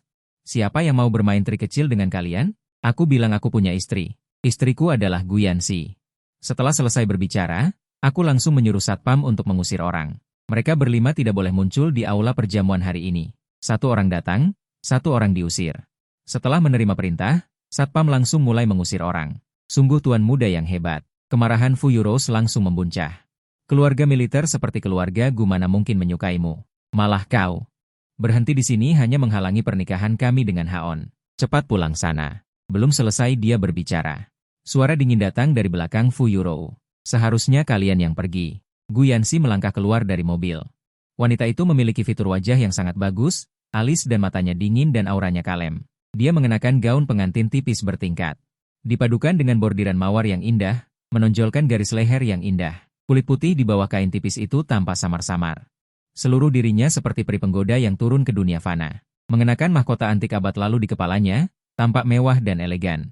Dia melewati keempat kakak perempuanku dan Bai Haon, langsung berjalan ke hadapanku. Guyansi menatapku dengan lembut. Minta maaf, aku terlambat, tiba-tiba menerima tugas mendesak, harus menanganinya dulu baru bisa datang. Aku mendongak dan masih bisa melihat keringat halus di dahinya. Jelas dia datang tanpa henti, tanpa sadar aku ingin membantunya menyeka keringat. Baru saja mengangkat tanganku, Fu Yuros memotong. Aktor mana lagi yang kamu temukan? Kami tidak punya waktu untuk membuang waktu bersamamu. Cepat serahkan aula perjamuan kepada Haon, upacara kami akan segera dimulai. Karena latar belakang militer, Guyansi jarang muncul di depan umum. Tidak ada fotonya di majalah dan media. Dan dulu Guyansi mengaku padaku secara pribadi, wajar jika beberapa orang di sini tidak mengenalinya. Melihat aku terus menunda waktu mereka, Bai Haon mulai berpura-pura menyedihkan lagi. Sinian, aku tahu kamu sangat membenci kakak-kakakmu dan aku menikah. Mereka hanya membantuku, tidak ingin semua orang meremehkanku. Jadi mereka menikah denganku pada saat yang sama. Sekarang semua orang tahu tentang ini, jika kamu terus menghalangi pernikahan untuk diadakan. Maka aku akan menjadi bahan tertawaan semua orang, aku benar-benar tidak bisa menginjakan kaki di Haicheng. Aku hanya bisa kembali ke desa halaman. Jika demikian, aku tidak akan pernah bisa keluar dari Haicheng seumur hidupku. Setelah Bai Haon selesai berbicara, dia tampak sedih. Keempat kakaknya melihatnya seperti ini. Mereka semua merasa sangat kasihan. Aku tidak lagi memanjakannya, dan langsung mengenai intinya, kamu tidak bisa menginjakan kaki. Karena kamu menjiplak desain kelulusanku, kamu sendiri yang melakukan kesalahan, bukan aku yang menyakitimu, jangan berpura-pura menyedihkan di sini. Fu Yuro mengepalkan tinjunya ketika mendengar ini, menatapku dan berkata dengan gigi terkatup, Fu Xinian, cukup. Haon sudah meminta maaf kepadamu tentang hal itu, dia hanya melihat karyamu di komputernya, dan ingin meminjam inspirasi. Itu bukan plagiarisme yang disengaja, kamu terus mempermasalahkan hal ini, menunjukkan sikap agresif kepada siapa? Sudut mulutku tersenyum dingin, aku agresif, jika dia benar-benar merasa melakukan kesalahan. Dia tidak akan memakai jas yang aku rancang, bahkan setelah tahu bahwa dia telah melakukan plagiarisme. Begitu kata-kata ini keluar, Fu Yuro langsung terdiam. Ayah mengerutkan kening, nadanya beberapa tingkat lebih tinggi dari biasanya. Cukup, masalah ini sampai di sini saja. Dia menoleh dan menatap Guyansi lagi. Guyansi berdiri di sampingku mengenakan gaun pengantin. Ayah melihat Guyansi dari atas ke bawah. Berdasarkan intuisinya setelah bertahun-tahun berjuang di dunia bisnis, wanita di depannya ini sama sekali tidak sesederhana seorang aktris. Dia terdiam sejenak sebelum berbicara dengan tenang. Xinian, selama bertahun-tahun ini kami memang terlalu memanjakanmu hingga terlalu sombong. Setelah pernikahan kami dan Haon selesai, kami harus mengajarimu aturan dengan baik. Kakak kedua yang sedari tadi tidak berbicara juga membuka mulut. Selama kamu minggir sekarang, biarkan kami dan Haon menyelesaikan pernikahan. Semua yang terjadi barusan. Kami tidak akan meminta kamu untuk mengakui kesalahanmu. Guyansi langsung maju selangkah, menghalangi di depanku, dengan wajah tenang. Dengan sedikit keras kepala, pria Guyansiku tidak membutuhkan kalian untuk mengajari. Begitu kata-kata Guyansi keluar. Beberapa wanita di seberang memasang wajah dingin, terutama Fu Bingxia, ketika dia melihatku berdiri di belakang Guyansi. Sebuah api amarah yang tak bernama muncul, dia menarik kembali senyum di wajahnya, menyipitkan matanya dan menatap Guyansi. Dengan nada mengejek dalam kata-katanya, kamu menandatangani kontrak dengan perusahaan hiburan mana? Aku lihat kamu memang punya potensi menjadi gigolo. Apakah kamu tahu siapa Guyansi sehingga kamu berani berakting? Mendengar ini, Guyansi menoleh dan menatapku. Seolah bertanya kepadaku, apakah bibi-bibi ini selalu seperti ini, tidak mengerti bahasa manusia? Aku mengangguk padanya. Fu Ye melihat kami saling bertukar pandang dan langsung naik pitam. Fu Xinian, jangan bermain terlalu jauh, latar belakang keluarga Gu seperti apa, ketika mereka tahu nanti. Kamu akan membuat kakak tertua membersihkan kekacauanmu. Cepat kosongkan aula perjamuan ini, kami akan mengadakan pernikahan dengan Haon. Guyansi memijat pelipisnya, lalu memberi isyarat kepada pengawal yang datang bersamanya untuk membawa orang pergi. Karena kalian tidak mengerti kata-kata, maka ajari kalian langsung, bawa mereka berlima keluar dari villa. Dan semua tempat di bawah perusahaan Story dilarang bagi mereka untuk masuk. Kelima orang itu baru menyadari bahwa ada beberapa pengawal di belakang mereka. Yang berbeda dengan satpam villa, para pengawal tidak memiliki otot yang kekar, tetapi aura di tulang mereka terlihat seperti tentara. Fu Yuro masih ingin mengatakan sesuatu, tetapi langsung dibentak oleh Fu Qingyu. Diam. Fu Qingyu mengangkat matanya dan bertatapan dengan Guyansi, mata yang elegan dan aura yang terpancar dari seluruh tubuhnya, memberitahunya bahwa orang di depannya ini mungkin benar-benar Guyansi. Sebelum para pengawal di belakangnya mengusir orang, dia mundur selangkah.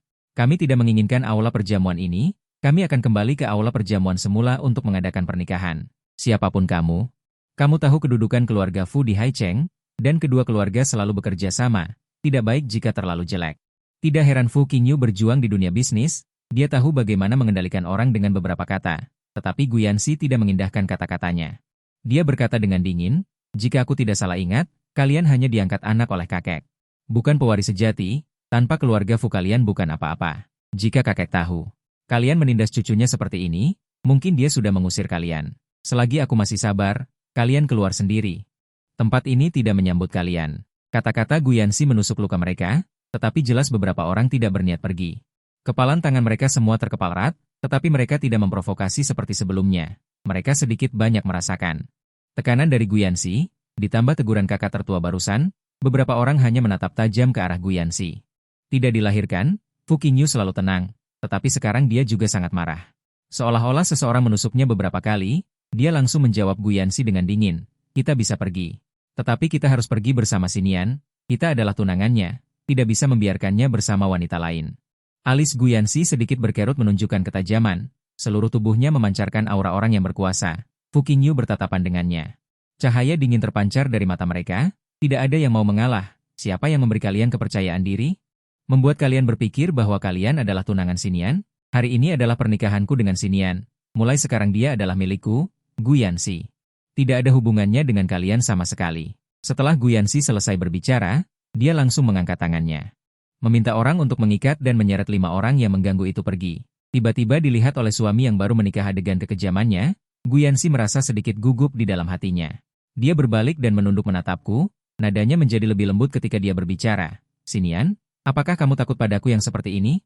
Dia dilahirkan di keluarga besar seperti keluarga Gu, untuk mendapatkan pijakan yang kuat pasti ada beberapa cara. Hanya saja dia tidak ingin menunjukkan sisi ini kepadaku, aku mengangkat kepala dan bertatapan dengannya. Mataku penuh dengan ketulusan. "Tidak, aku malah harus berterima kasih padamu, karena telah membantuku menyelesaikan beberapa masalah." Mendengar aku berkata demikian, Guyanxi baru merasa lega. Tentang aku dan Kak Yang, dia bukannya tidak pernah mendengar.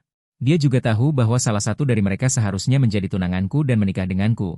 Dia selalu mengira beberapa Kak Yangku sangat baik padaku. Hari ini baru tahu, betapa banyak keluhan yang kuderita. Guyanxi menatapku dengan lembut. Aku merasa sedikit malu karena ditatap olehnya. Dia mengeluarkan kue kacang dari sakunya dan memberikannya ke telapak tanganku. "Pasti lapar setelah menunggu begitu lama, makanlah sesuatu untuk mengisi perut terlebih dahulu." Aku tenggelam dalam kelembutannya. Seluruh tubuhku terasa sedikit melayang, aku tanpa sadar membuka kue kacang dan memakannya. Lembut dengan sedikit rasa manis yang tidak membuat enek. Sangat enak, di tengah makan aku tiba-tiba teringat sesuatu, mengeluarkan bros yang sudah lama disiapkan dari tas. Ketika aku memberikannya kepadanya, aku sama sekali tidak berani menatap matanya. "Ini adalah hadiah pertemuan yang kupilihkan untukmu. Meskipun ini bukan pertama kalinya kita bertemu, tapi aku tetap ingin memberimu hadiah. Aku sudah lama memilih ini. Tidak tahu apakah kamu akan menyukainya?" Guyanxi langsung menerimanya, menatapku di depannya dengan senyum di matanya. Dia berbisik, "Suka? Selama itu darimu, aku suka semuanya." Dia tidak menyangka suaminya akan begitu tampan dan gagah, untuk sesaat dia sangat ingin menerjang ke pelukanku. Namun dia tetap menahan diri, dia takut menakutiku sejak pertama kali dia melihatku. Dia bersumpah untuk menikahiku, tapi kemudian karena urusan keluarga, dia tidak bisa selalu berada di sisiku. Karena itulah aku melewatkan bertahun-tahun bersamaku. Guyanxi bersumpah dalam hati, di masa depan dia pasti akan lebih baik padaku. Mengganti waktu yang hilang. Karena kakek tidak sehat, aku tidak mengizinkan kakek keluar dari rumah sakit untuk menghadiri pernikahan. Guyanxi takut memberiku tekanan, jadi dia hanya memanggil beberapa tetua dari keluarga untuk datang. Proses pernikahan tidak rumit. Setelah mengadakan pernikahan, aku ikut bersamanya kembali ke kompleks keluarga di daerah militer. Guyanxi mendekorasi kamar pengantin dengan sangat baik. Bahkan sandal, sikat gigi, dan handuk sudah disiapkan untukku. Hanya saja lingkungan di daerah militer ini memang sedikit lebih buruk dibandingkan dengan villa. Guyanxi menoleh menatapku. "Awalnya aku juga berpikir untuk membiarkanmu tinggal di villa yang hilang. Tetapi hubungan interpersonalnya rumit, aku tidak ingin membiarkanmu sendirian menghadapi mereka. Itulah sebabnya aku berpikir untuk membawamu ikut bersamaku di militer. Meskipun kondisinya di sini sedikit lebih buruk, tapi pasti tidak ada yang bisa mengganggumu lagi. Di sini kamu bisa dengan tenang melakukan hal yang kamu sukai." Setelah mengatakan itu, dia dengan lembut mengusap dahiku. "Kamu juga lelah hari ini. Setelah mencuci muka, mari kita istirahat lebih awal." Wajahku langsung terasa panas. Apakah kita akan tidur di ranjang yang sama sebentar lagi atau? Di bawah cahaya redup, Guyanxi maju selangkah. Jarak antara keduanya langsung mendekat. Dia sedikit menunduk. Napas hangat terasa di telingaku. "Xinian, apakah kamu ingin tidur di ranjang yang sama atau tidur terpisah?" Saat ini dia sangat berbeda dengan penampilannya yang serius di siang hari. Nada bicaranya sedikit menggoda. Aku diselimuti oleh aroma bersih dari tubuh pria itu. Untuk sesaat, kepalaku terasa sedikit pusing dan tidak bisa berpikir. Bahkan sebelum aku sempat menjawab, Guyanxi mundur selangkah. Rumah yang diberikan oleh distrik militer ini memiliki 2 kamar tidur. Kamu tidur di kamar pengantin di kamar tidur utama. Aku tidur di kamar tidur kedua. Awalnya kami sudah menikah, tidur bersama seharusnya wajar. Tetapi keduanya hanya memiliki kontak sederhana. Tidak terlalu akrab. Aku memang belum siap. Guyanxi jelas melihat kegugupanku. tidak membuatku merasa sulit. Sementara itu, di pintu villa Hai Cheng, ayah dan yang lainnya membawa Bai Haon kembali ke villa. Tetapi gerbang villa tertutup rapat. Mereka memasukkan kata sandi yang lama, tetapi tidak bisa membuka pintu sama sekali. Ayah segera menelepon Juyun untuk meminta seseorang datang dan melihat apa yang terjadi dengan kunci kata sandi villa. Juyun tidak menjawabnya segera, tetapi terdiam sejenak sebelum berbicara. Bos, villa ini sedang dijual di pasar rumah bekas. Aku akan mengirimkan informasi daftar rumah kepada kalian untuk dilihat. Mendengar ini, wajah ayah langsung menjadi gelap.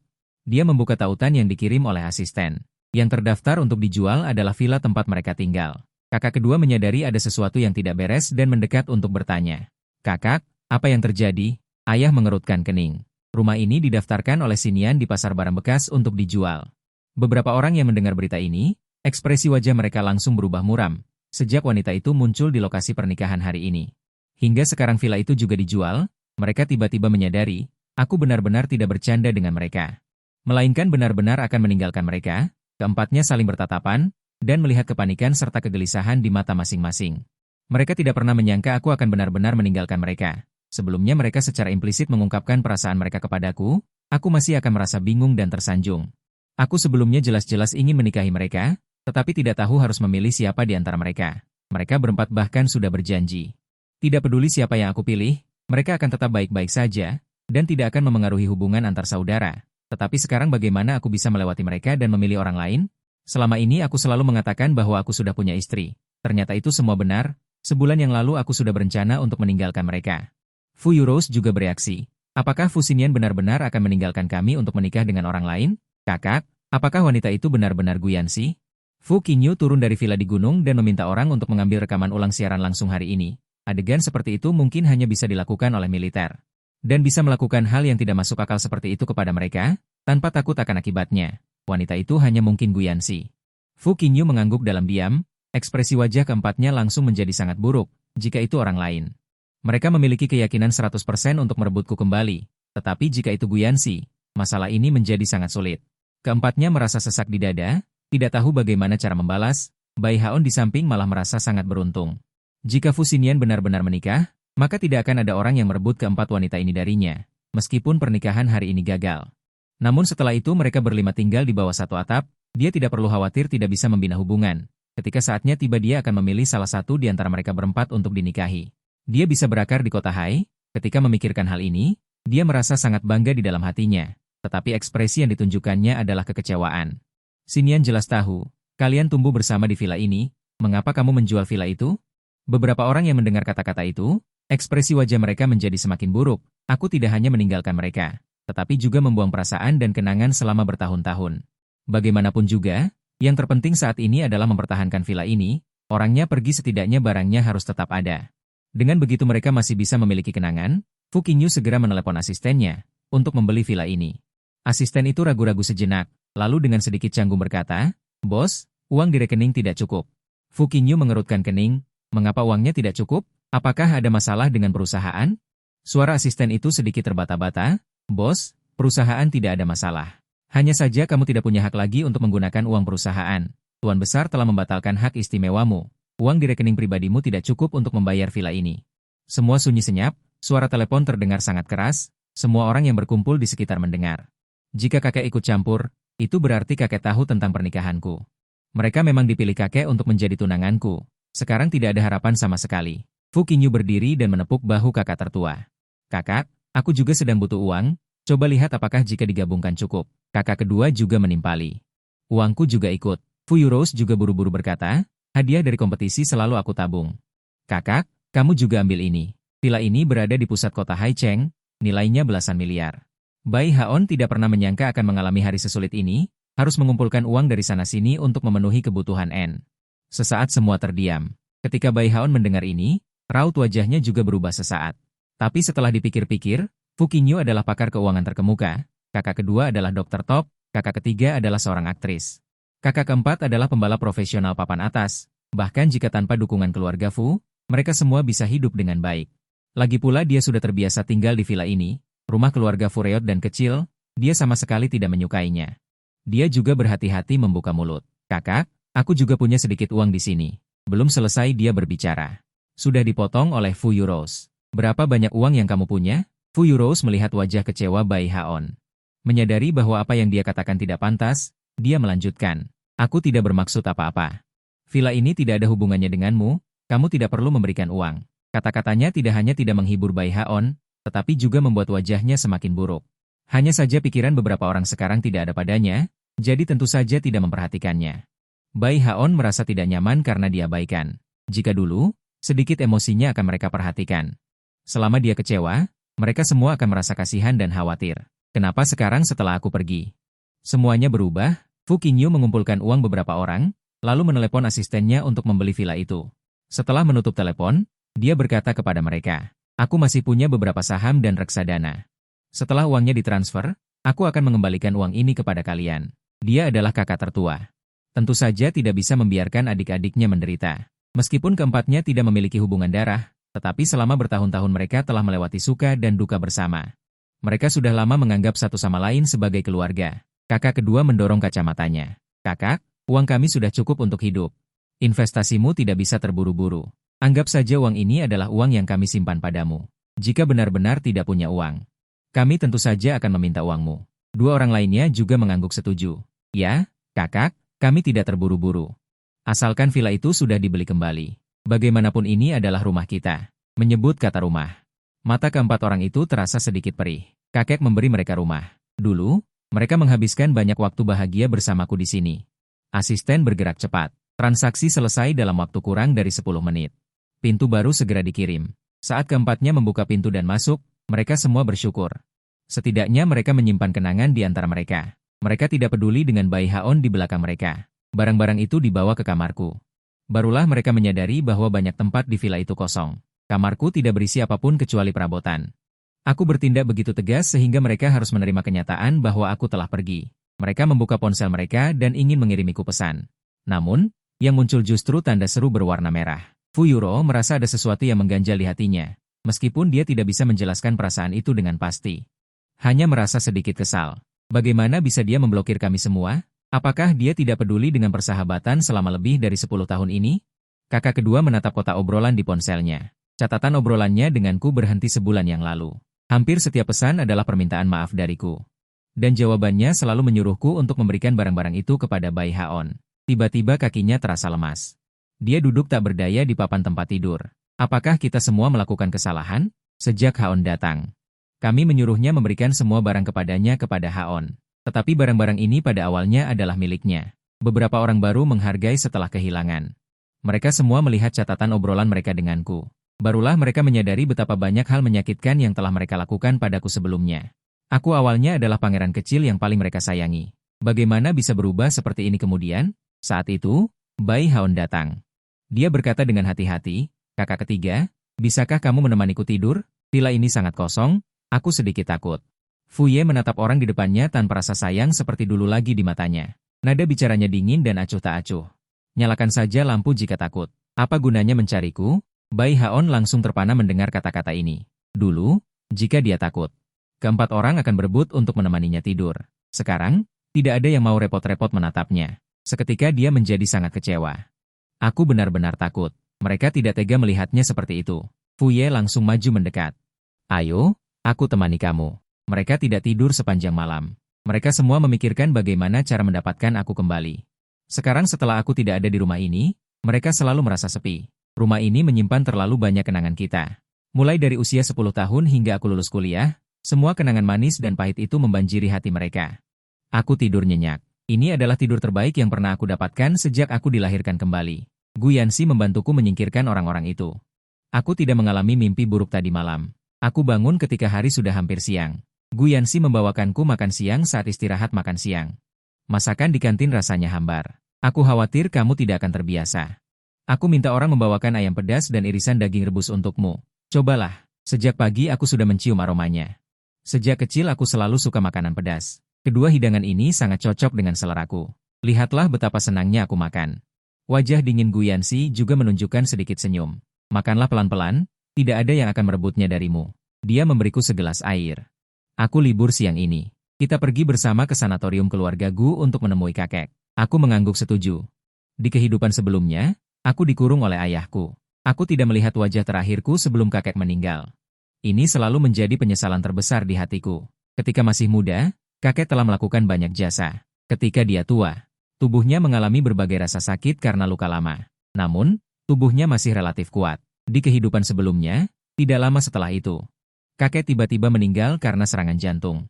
Di kehidupan ini, aku akan membawa kakek untuk pemeriksaan menyeluruh untuk menghindari tragedi terulang kembali. Saat keluar, tangan lembut Guyansi menggandeng tanganku. Tangannya sangat lembut. Namun, rasanya seperti ada selaput yang menutupi tanganku, membuatku gatal. Hatiku pun terasa gatal. Kami berdua berjalan perlahan di antara deretan pohon.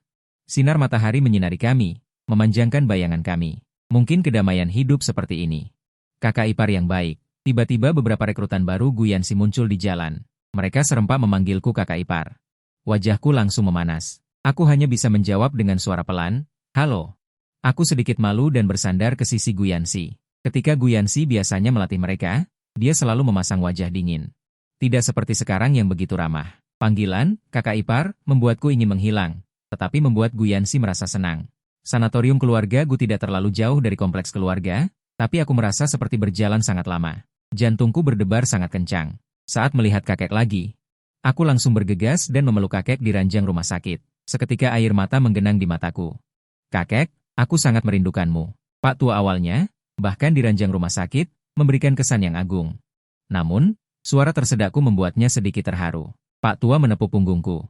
"Baiklah, Sinian, kenapa sudah sebesar ini masih saja menempel pada kakek?" Yansi masih di sini melihat. Aku bangkit dengan enggan. Guyansi segera maju selangkah, menggenggam tanganku, dan menepuknya dengan lembut. "Kakek, Sinian hanya terlalu merindukanmu." Melihat Guyansi melindungiku di sisinya, wajah kakek menunjukkan senyum puas. "Setelah kamu ikut dinas militer, kamu bisa sering bertemu. Jika Yansi menindasmu, kamu bisa memberitahu kakek. Kakek akan membantumu menghajarnya." Guyansi menoleh untuk melihat orang di sampingnya. Matanya menunjukkan senyum lembut.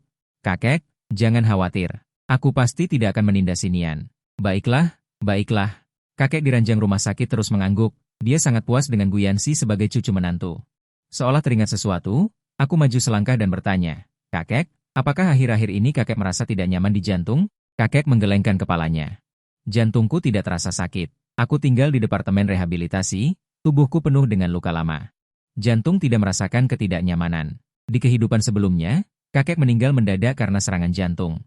Jadi, meskipun kakek berkata demikian, aku tetap membawanya untuk pemeriksaan." Aku memegang hasil pemeriksaan di tanganku, fungsi jantung kakek normal. Aku merasa sangat aneh. Jika fungsi jantung kakek normal, bagaimana mungkin dia meninggal mendadak karena serangan jantung di kehidupan sebelumnya? Masih di dalam villa. Keempat kakak angkat sudah mencariku selama seminggu, tetapi tidak ada berita apapun. Seolah-olah aku menghilang begitu saja. Mereka dengan panik mengingat kata-kata yang kuucapkan selama sebulan terakhir. Satu-satunya berita berguna yang mereka dapatkan hanyalah satu kalimat. "Aku akan menikahi Guyansi." Tahun-tahun sebelumnya, mereka selalu merayakan tahun baru bersamaku. Sekarang aku tidak ada, keempatnya lesu. Bai Haon berusaha keras untuk membuat pangsit untuk mereka. Mereka bahkan tidak melihatnya. Kakak kedua tidak tahan dengan suasana seperti ini, dia tiba-tiba teringat.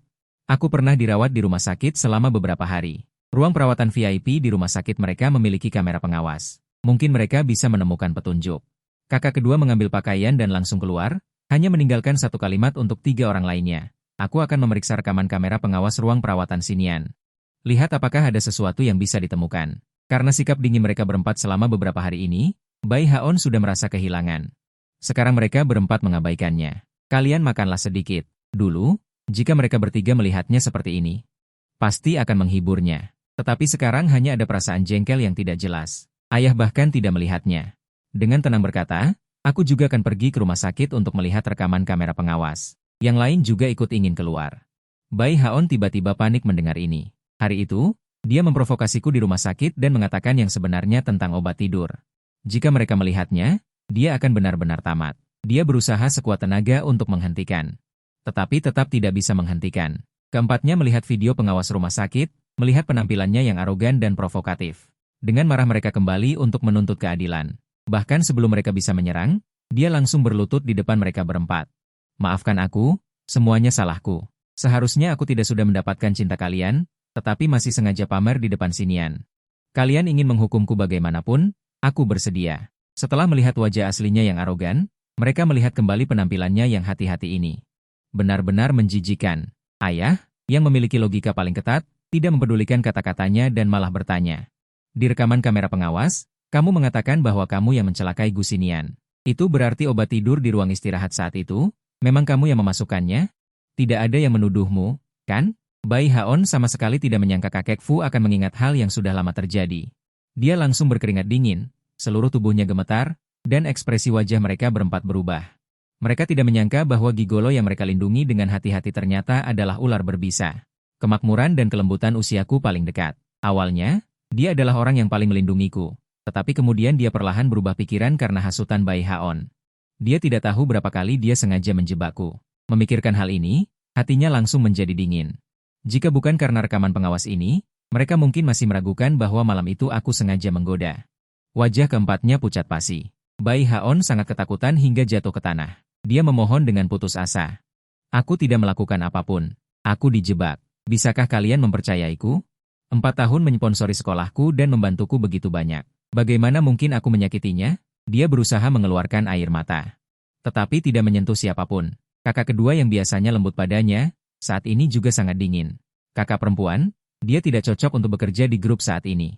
Pecat dia. Bai Haon berlutut. Ingin menarik ujung celana kakak kedua tetapi ditolak. Dia terus bersujud dan memohon. Kakak perempuan, kakak kedua, mohon jangan pecat aku. Jika aku kehilangan pekerjaan ini, aku hanya bisa kembali ke kampung halamanku. Saat itu aku sendirian. Aku tidak tahu bagaimana aku akan diganggu oleh orang-orang di desa. Mohon kasihanilah aku. Keempatnya tidak tergerak sedikit pun setelah mendengar perkataannya. Fu Ye langsung mencengkeram dagunya. Aku sudah sangat melindungimu, dasar pria jahat. Berapa kali kau menjebak Fusinian, mempermainkan kami semua? Apakah kau sangat senang dan bangga? Kau seharusnya kembali ke gunungmu dan dijual kepada janda tua. Besok aku akan mengirimmu kembali. Bai Haon benar-benar panik setelah mendengar ini. Kakak perempuan, mohon jangan perlakukan aku seperti ini. Asalkan jangan kirim aku kembali, aku akan melakukan apa saja. Kumohon, jangan usir aku. Fu Ye mendorongnya menjauh. Jangan panggil aku kakak. Aku tidak punya adik laki-laki yang berhati ular seperti dirimu. Bai Haon terus memohon, mengucapkan omong kosong yang berulang-ulang. Kemudian, perlahan-lahan, dia menjadi sedikit asal-asalan. Dia mengulur waktu, menunggu kesempatan. Fu Yu adalah orang pertama yang menyadarinya. Tubuhnya perlahan-lahan terasa panas. Dia ingin pergi tetapi kakinya lemas. Untuk pertama kalinya, kebencian muncul di matanya. Menatap Bai Haon kata demi kata dan berkata, kau menyalakan dupa perangsang di sini. Orang-orang lainnya perlahan-lahan bereaksi setelah mendengar ini. Mereka semua merasakan panas tubuh yang berbeda-beda. Fu Bing bahkan langsung merobek pakaian Yilin, memperlihatkan dadanya yang penuh. Bai Haon tersenyum di sudut bibirnya. Ya, aku sudah mengerti. Asalkan kalian mengandung anakku. Aku bisa saja tinggal secara alami. Dia sudah merencanakan ini sejak mereka berempat pergi ke rumah sakit untuk melihat rekaman pengawas. Ternyata dia berpikir jika mereka berlima tinggal serumah, dia akan bisa menyentuh hati salah satu dari mereka, lalu mendaftarkan pernikahan dan tinggal. Namun akhir-akhir ini, dia melihat mereka mencari Fusinian dengan segala cara, benar-benar mengabaikannya. Dia tahu itu tidak mungkin. Lebih baik mereka mengandung anaknya. Bagaimanapun, anak haram memiliki hak waris. Saat itu, dia tetap saja bisa menjadi orang kaya. Mendengar perkataannya, Fu Ye membalas dengan marah, kau pikir kau siapa? Berani-beraninya kau melahirkan anak untuk kami. Kau bahkan tidak sebanding dengan ujung jari kaki Sinian. Mendengar ini, Bai Haon malah tertawa lebih keras. Apa yang dia, Fusinian, perhitungkan? Dia hanya mengandalkan latar belakang keluarganya yang baik. Jika dia lahir di pegunungan sepertiku, setiap hari diingat oleh janda tua di desa, dia belum tentu bisa keluar dari pegunungan sepertiku. Seandainya aku punya latar belakang sebaik dia, aku pasti tidak akan jadi seperti ini sekarang. Fu Bing langsung menyindir. Apa kau lupa biaya sekolah SMA dan kuliahmu siapa yang mensponsori? Tanpa Sinian, kau tidak akan bisa keluar dari pegunungan sama sekali. Saat dia berbicara, dia terus terengah-engah karena efek obat. Suara lembutnya menjadi lebih menarik. Di antara orang-orang ini, Bai Haon benar-benar jatuh cinta pada Fu Bing. Jika dia mengandung anaknya, dia akan sangat senang. Dia sudah menggunakan pencegah sebelumnya, lebih sadar daripada keempat orang di ruangan itu. Bai Haon merangkak mendekat ke yang terbaring, membuka kerah bajunya, dan menekan-nekan dadanya dengan jari-jarinya. Reaksi pertama Fu Bing saat melihat orang di depannya adalah ingin mendorongnya menjauh, tetapi karena pengaruh obat, ia tidak bisa. Dia tetap berkompromi. Tindakan Bai Haon membangkitkan keinginannya, tubuhnya terus terbakar. Dan Bai Haon terus menggoda di sampingnya, semua akal sehatnya langsung terbakar habis sampai fajar menyingsing. Pertunjukan yang absurd ini baru berakhir. Ikat kakinya dengan rantai perak agar dia tidak melarikan diri. 3 bulan berlalu dengan cepat. Mereka masih belum mendapatkan kabar Fusinian. Tetapi mereka tahu kakek keluar dari rumah sakit. Mereka menelepon kakek berharap bisa menemuiku. Dan meminta maaf langsung kepadaku. Aku kebetulan berada di samping ketika kakek mengangkat telepon. Aku menolak tanpa berpikir. Kakek lalu memberitahu mereka, tidak perlu menemuiku. Aku baik-baik saja.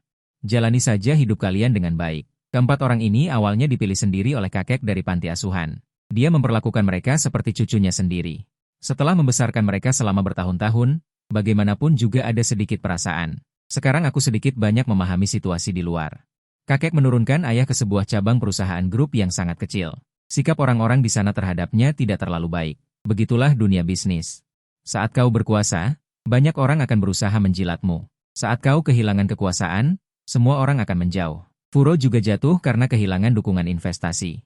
Sumber daya berkurang banyak, perusahaan hiburannya juga tidak memberinya wajah yang baik, dan berbagai kegiatan bisnis berkurang. Dunia hiburan seperti itu, menjilat yang tinggi dan merendahkan yang rendah.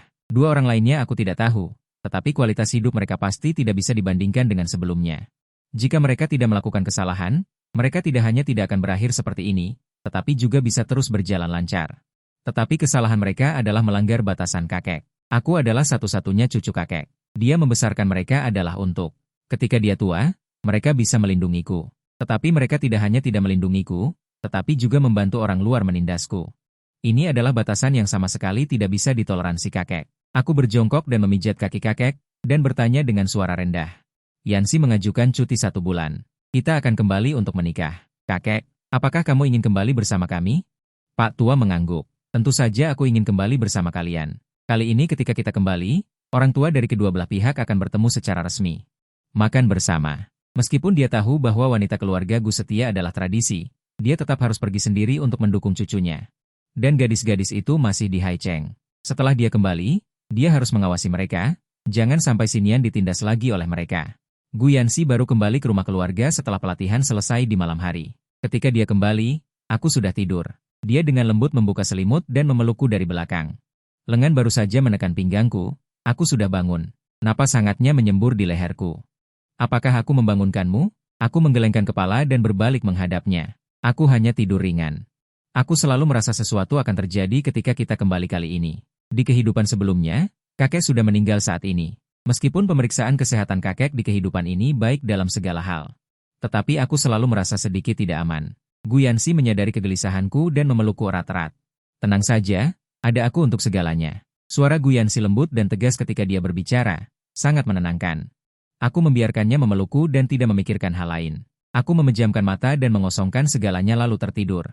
Gu Yanxi menatapku yang tertidur lelap.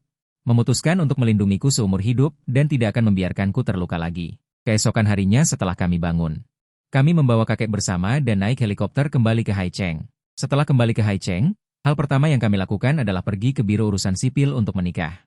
Melihat buku merah di depan kami, senyum tanpa sadar muncul di wajah kami. Gu Yanxi berjinjit dan mencium sudut bibirku.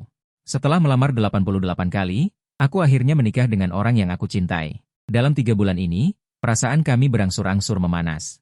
Aku bisa merasakan cintanya yang bergelora. Aku sedikit penasaran.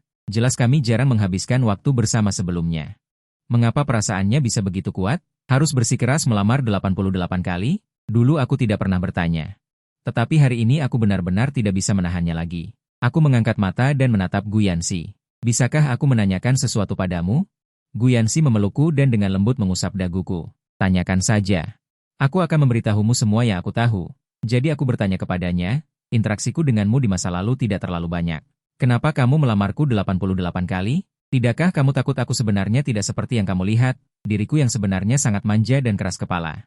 Gu Yanxi tidak menjawabku segera, tetapi menatap mataku dengan penuh kasih sayang, lalu berbisik di telingaku. Coba pikirkan baik-baik, apakah kita benar-benar tidak memiliki interaksi sama sekali? Pertanyaannya ini membuatku sedikit bingung. Kapan kita memiliki interaksi yang mendalam? Wajah Gu Yanxi sangat cantik, bagaimana mungkin aku tidak ingat? Aku tidak bisa menahan diri untuk tidak mengerutkan kening. Selain Gu Yanxi menyatakan cintanya padaku, di mana lagi aku pernah bertemu mereka? Aku benar-benar tidak bisa mengingatnya. Aku menatap orang di depanku dengan curiga. Mungkinkah selain saat kamu menyatakan cintamu padaku? Apakah kita pernah bertemu? Jangan-jangan kamu berbohong padaku? Aku mencari semua ingatan masa lalu. Setelah memastikan bahwa selain pengakuan cinta, tidak ada kesan lain, aku sangat curiga Gu Yanxi sedang menggodaku. Gu Yanxi tersenyum dan menggelengkan kepalanya. Tidak berdaya dengan aku yang berada di pelukannya. Faktanya aku berbohong padamu. Aku hanyalah perusahaan konstruksi, jadi aku terus-menerus melamarmu. Jawaban ini bahkan lebih tidak masuk akal dari sebelumnya. Tentu saja aku tidak percaya. Aku mendorong orang di depanku. Lupakan saja jika kamu tidak mau memberitahuku. Gu Yanxi menarik tanganku, masuk ke pelukanku, dan dengan lembut membujukku untuk menceritakan semuanya perlahan. Sebenarnya pertemuan pertama kita tidak terlalu indah. Saat itu aku baru berusia 10 tahun. Seharusnya menjadi usia yang paling polos dan bahagia. Tetapi pada tahun ini, orang tuaku mengalami kecelakaan. Keduanya meninggal dunia, kakekku yang berambut putih mengirim orang berambut hitam, dan langsung menjadi sangat tua. Dan aku yang berusia 10 tahun mengalami demam tinggi dan sakit parah, hampir kehilangan nyawaku. Gu Yanxi bertemu denganku pada saat itu. Saat itu dia didiagnosis dengan penyakit langka. Kedua telinganya mengalami tuli sementara. Aku muncul di saat-saat tersulutnya yang paling sulit. Meskipun aku sendiri masih demam, setiap hari aku akan mencarinya untuk menceritakan kisah kepadanya. Jika dia tidak bisa mendengar, aku akan menggambar. Buku gambar kecilku sering dipenuhi dengan cerita, dan juga karena doronganku, dia selangkah demi selangkah keluar dari bayang-bayang. Setelah sembuh, dia ingin mengucapkan selamat tinggal dengan benar, tetapi keluarganya buru-buru mengatur agar dia belajar di luar negeri. Bahkan tidak ada perpisahan yang baik. Mendengar ini mataku sedikit basah, ternyata gadis itu adalah kamu. Selama waktu yang diceritakan Gu Yanxi, kakekku sibuk mengurus urusan keluarga, tidak ada yang menemaniku di rumah sakit. Setiap hari aku berhadapan dengan dua pengawal, saat itu aku masih kecil dan sama sekali tidak mengerti arti sebenarnya dari kematian. Hanya tahu bahwa aku tidak akan memiliki ayah dan ibu lagi di masa depan, aku sendirian di rumah sakit, tidak ada teman bermain atau kerabat. Gu Yanxi juga cahayaku saat itu, karena bersamanya, penyakitku perlahan membaik, kemudian setelah Gu Yanxi pergi. Aku demam tinggi lagi tanpa alasan yang jelas, dan karena demam tinggi ini, ingatanku yang sudah samar menjadi semakin kabur. Jadi aku tidak langsung mengenali Gu Yanxi. Gu Yanxi mengusap pipiku, jangan sedih. Nanti kita akan pulang untuk makan malam, tunggu kakek bertemu, jika aku menggertakmu. Aku tertawa geli. Nanti aku akan mengadu ke kakek, dan mengatakan bahwa ketika aku berusia 10 tahun, ada seorang gadis kecil yang menggertakku. Memintaku untuk menggambar komik untuknya setiap hari. Gu Yanxi menggelengkan kepalanya tanpa daya, matanya penuh senyuman. Suami sendiri tetap harus dimanjakan sendiri. Lalu apa yang harus kulakukan agar kamu tidak marah? Gu Yanxi melamar 88 kali baru berhasil. Dia lebih menghargai dari siapapun, bagaimanapun juga dia tidak akan melepaskannya. Kedua keluarga sepakat untuk makan malam bersama. Kakek sudah berganti pakaian sejak pagi, kedua keluarga sangat mementingkan pertemuan ini. Begitu kami memasuki ruang pribadi. Orang tua Gu Yanxi langsung menarik tanganku, memberiku 2 amplop merah besar, dan juga sebuah kartu hitam emas. Sinian, ini untuk merayakan kamu dan Yanxi mendapatkan sertifikat. Jika kamu ingin membeli sesuatu, belilah saja, jangan berhemat untuk Yanxi.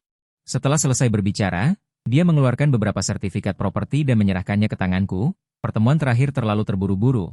Ini tidak sempat kuberikan padamu. Lihat mana yang kamu suka dan ambil sebagai rumah baru. Meskipun aku tidak kekurangan semua ini, tetapi perasaan dihargai sangatlah baik, aku bisa merasakan ketulusan dan perhatian di mata mereka. Gu Yanxi juga tersenyum. Terimalah, ini yang disiapkan khusus oleh ayah dan ibu untuk kita. Aku mengangguk dan tersenyum melihat kedua orang tua. Terima kasih ayah dan ibu. Keduanya sangat senang mendengar kata-kataku. Ayo, kita bersulang untuk kakek, Pak Tua. Anda telah membesarkan Sinian dengan sangat baik. Yanxi kami bisa menikah dengannya adalah keberuntungan Yanxi kami. Kakek dengan riang meminum anggurnya. Aku juga lega Sinian bisa menikahi Yanxi. Terlihat bahwa ketiganya sangat puas dengan pernikahan ini. Semua orang tua di meja makan menyajikan makanan untukku. Mangkukku sudah menumpuk seperti gunung kecil. Tetapi aku tidak enak menolak niat baik orang tua. Jadi aku memakannya satu persatu. Gu Yanxi di sampingku juga memperhatikan. Diam-diam membantuku membagi banyak. Tetapi pada akhirnya, daging yang masuk ke perutku masih sangat banyak, sehingga kemudian aku melihat makanan berdaging di mangkuk, aku merasa ingin muntah. Gu Yanxi juga makan banyak, sampai akhirnya dia juga merasa ingin muntah. Reaksinya ini malah memicu riak besar. Ibu Gu Yanxi melihatnya dan matanya berbinar. Reaksi Yanxi ini, mungkinkah ada apa-apa? Satu kalimat langsung membuatku tersipu. Aku dan Gu Yanxi memang sudah berhubungan intim, tetapi aku memang tidak terlalu memikirkannya. Setelah makan malam, orang tua dari kedua keluarga membujuk. Meminta Gu Yanxi untuk pergi ke rumah sakit untuk memeriksakan diri besok, kami juga mengangguk setuju, dibandingkan dengan kebahagiaan di sini. Di villa di sisi lain, situasinya sangat berbeda. Bai Haon setiap hari disiksa oleh orang pribadi. Dia sudah menyesali tindakannya saat itu. Dia terus memohon, tetapi tidak ada satupun yang melepaskannya. Sebelumnya, di villa mewah ini, dia menjalani hari-hari dimanja seperti tuan muda Zeng, tetapi sekarang dia jatuh menjadi mainan 4 orang. Dia tergeletak di tanah, meneteskan air mata yang tulus. Jelas ada sinar matahari di luar, tetapi Bai Haon seolah tidak bisa melihat cahaya. Dia mati-matian merangkak keluar dari gunung. Kuliah, lalu terbang ke dalam hati dan menyenangkanku, membuatku mengasihaninya dan membawanya ke villa. Di bawah langkah demi langkah penghasutan dan provokasinya, akhirnya membuat keempat kakak perempuanku memanjakannya di mana-mana, tapi dia tidak mengerti. Mengapa semua yang susah payah dia perjuangkan berubah setelah aku pergi? Sekarang dia benar-benar jatuh ke dalam debu. Seolah-olah semua mimpi indah telah hancur. Sekarang dia telah berubah kembali menjadi itik buruk rupa, tetapi dia tidak terima. Mengapa aku yang sombong dan mendominasi tidak hanya bisa mendapatkan kasih sayang mereka berempat, tetapi juga menikah dengan keluarga Gu yang paling berkuasa di Haicheng? Hanya karena aku memiliki latar belakang yang baik, dalam hal kemampuan, di mana dia tidak sebaik aku, dia tidak rela, dia ingin melakukan upaya terakhir. Selama 3 bulan berturut-turut, keempat orang itu memasuki kamar Bai Haon dengan bau alkohol. Mereka mencariku dengan panik di luar. Tetapi setelah kehilangan hak istimewa mereka tampak sangat biasa di hadapan keluarga bangsawan ini. Kemarahan di hati mereka semua dilampiaskan pada Bai Haon. Di malam hari, mereka seperti biasa memasuki kamarnya. Bai Haon langsung berlutut di tanah, kakak pertama, kakak kedua, kakak ketiga, kakak keempat. Aku tahu aku salah, aku benar-benar salah. Aku seharusnya tidak menyakiti Fusinian, juga tidak seharusnya bermimpi mendapatkan kalian. Aku benar-benar salah, mohon ampuni aku. Dia berulang kali berteriak memohon ampun, tetapi keempat orang itu tetap tidak bergerak. Lihat ke bawah dengan tatapan dingin. Hentikan aktingmu. Kami tidak akan tertipu olehmu lagi. Fu Yurou bahkan langsung duduk dan mencubit dagunya. Apakah kamu pikir dengan membuat dirimu menjadi seperti ini? Kami akan melepaskanmu? Tahukah kamu betapa parah kamu telah menyakiti kami? Kami tidak hanya kehilangan Sinian. Kakak tertua juga kehilangan posisinya sebagai presiden grup. Akhir-akhir ini, kakak tertua diperlakukan dengan buruk di perusahaan cabang yang rusak itu. Kakak ketiga bahkan disindir oleh orang-orang di lingkaran. Jika ini terjadi sebelumnya, memberi mereka 10 keberanian pun mereka tidak akan berani melakukan ini. Kaulah yang menghancurkan semua ini. Katakan padaku, mengapa kami harus memaafkanmu? Tanpa diduga, Bai Haon mengubah sikap menyenangkannya. Langsung menggigit Fu Yurou. Tangan Fu Yurou langsung berdarah dan meninggalkan bekas gigitan yang sangat dalam. Dia membalas dengan menampar Bai Haon. Beraninya kau menggigitku? Bai Haon dipukul hingga matanya berkunang-kunang. Wajahnya pucat seperti hantu. Dia meludahkan seteguk darah dan menatap keempat orang di depannya, matanya menunjukkan senyum mengejek. Kalian yang tinggi dan perkasa, pada dasarnya sama rendahnya denganku. Kalian mati-matian berusaha menyenangkan Fusinian hanya untuk naik ke atas. Kata-kata Bai Haon langsung menyulut amarah semua orang. Fu Yurou sangat marah. Omong kosong apa yang kamu bicarakan? Peduli apa jika aku membunuhmu? Kakak kedua juga mengubah penampilannya yang anggun dulu. Kata-kata yang diucapkannya sangat buruk. Tidak semua orang sekejam dirimu. Jika kamu tidak bisa berbicara, aku tidak keberatan menjahit mulutmu agar kamu tidak bisa berbicara selamanya. Fu Qingyu, yang selama ini diam, juga berbicara. Perasaan kami dan Sinian selama lebih dari 10 tahun, belum saatnya kamu di sini mengoceh. Saat mereka berbicara, suara mereka beberapa derajat lebih tinggi dari biasanya. Orang biasanya menunjukkan perilaku ini saat merasa bersalah. Kata-kata Bai Haon mengungkapkan rahasia di hati mereka. Ketika mereka datang ke rumah ini dari panti asuhan, mereka memang berusaha keras untuk menyenangkanku. Selalu mengalah dan mengakomodasiku, hanya berharap aku bahagia, karena mereka tahu. Selama aku bahagia, mereka bisa terus tinggal di sini. Fu Qingyu akan memiliki sumber daya pendidikan yang lebih baik. Juga bisa masuk universitas yang lebih baik. Yang lainnya bisa memiliki kondisi dan lingkungan hidup yang lebih baik, tidak perlu lagi khawatir tentang makan dan minum. Juga bisa mengejar apa yang mereka inginkan. Kakek berkata kepada mereka, di masa depan aku akan memilih salah satu dari mereka untuk menjadi istriku. Mereka tahu di dalam hati bahwa hanya orang yang terpilih yang bisa memiliki semua ini selamanya. Sejak saat itu, mereka semua memujaku sebagai tunangan. Melihat anak laki-laki kecil itu berubah menjadi pemuda yang tampan. Dalam kebersamaan sehari-hari, hati mereka berdebar secara bertahap. Hanya saja tidak ada yang menunjukkannya terlalu jelas karena tidak ingin membuat ketiga orang lainnya merasa malu. Mereka telah berjanji. Siapapun yang aku pilih, mereka tidak akan berbalik. Mereka akan selalu menjadi saudara yang baik seumur hidup. Bai Haon, pria yang jahat ini. Bagaimana mungkin dia memahami perasaan mereka? Pria di depannya tidak mundur karena kata-kata mereka, malah tertawa semakin keras. Dia terus mengejek, benarkah? Jika tidak ada Fusinian, apakah kalian akan menjadi seperti sekarang ini? Kalian dan aku sama-sama yatim piatu, tidak ada kerabat yang memanjakan dan mencintai. Kita semua hanyalah orang rendahan dan hina. Fu Yurou langsung menamparnya. Aku akan menunjukkan padamu siapa yang hina. Jika di masa lalu, Bai Haon sudah akan memohon ampun dan menghindar, tetapi hari ini dia malah menyambutnya. Matanya menatap lurus ke arah Fu Yurou. Ya, aku hina. Tetapi kalian mungkin sudah mengandung anakku, maka anak kalian juga anak haram. Mereka semua tertegun mendengar kata-kata ini. Kekuatan Fu Yuro yang semula kejam juga berkurang beberapa bagian. Kamar itu tiba-tiba menjadi sunyi senyap. Keempatnya saling bertukar pandang.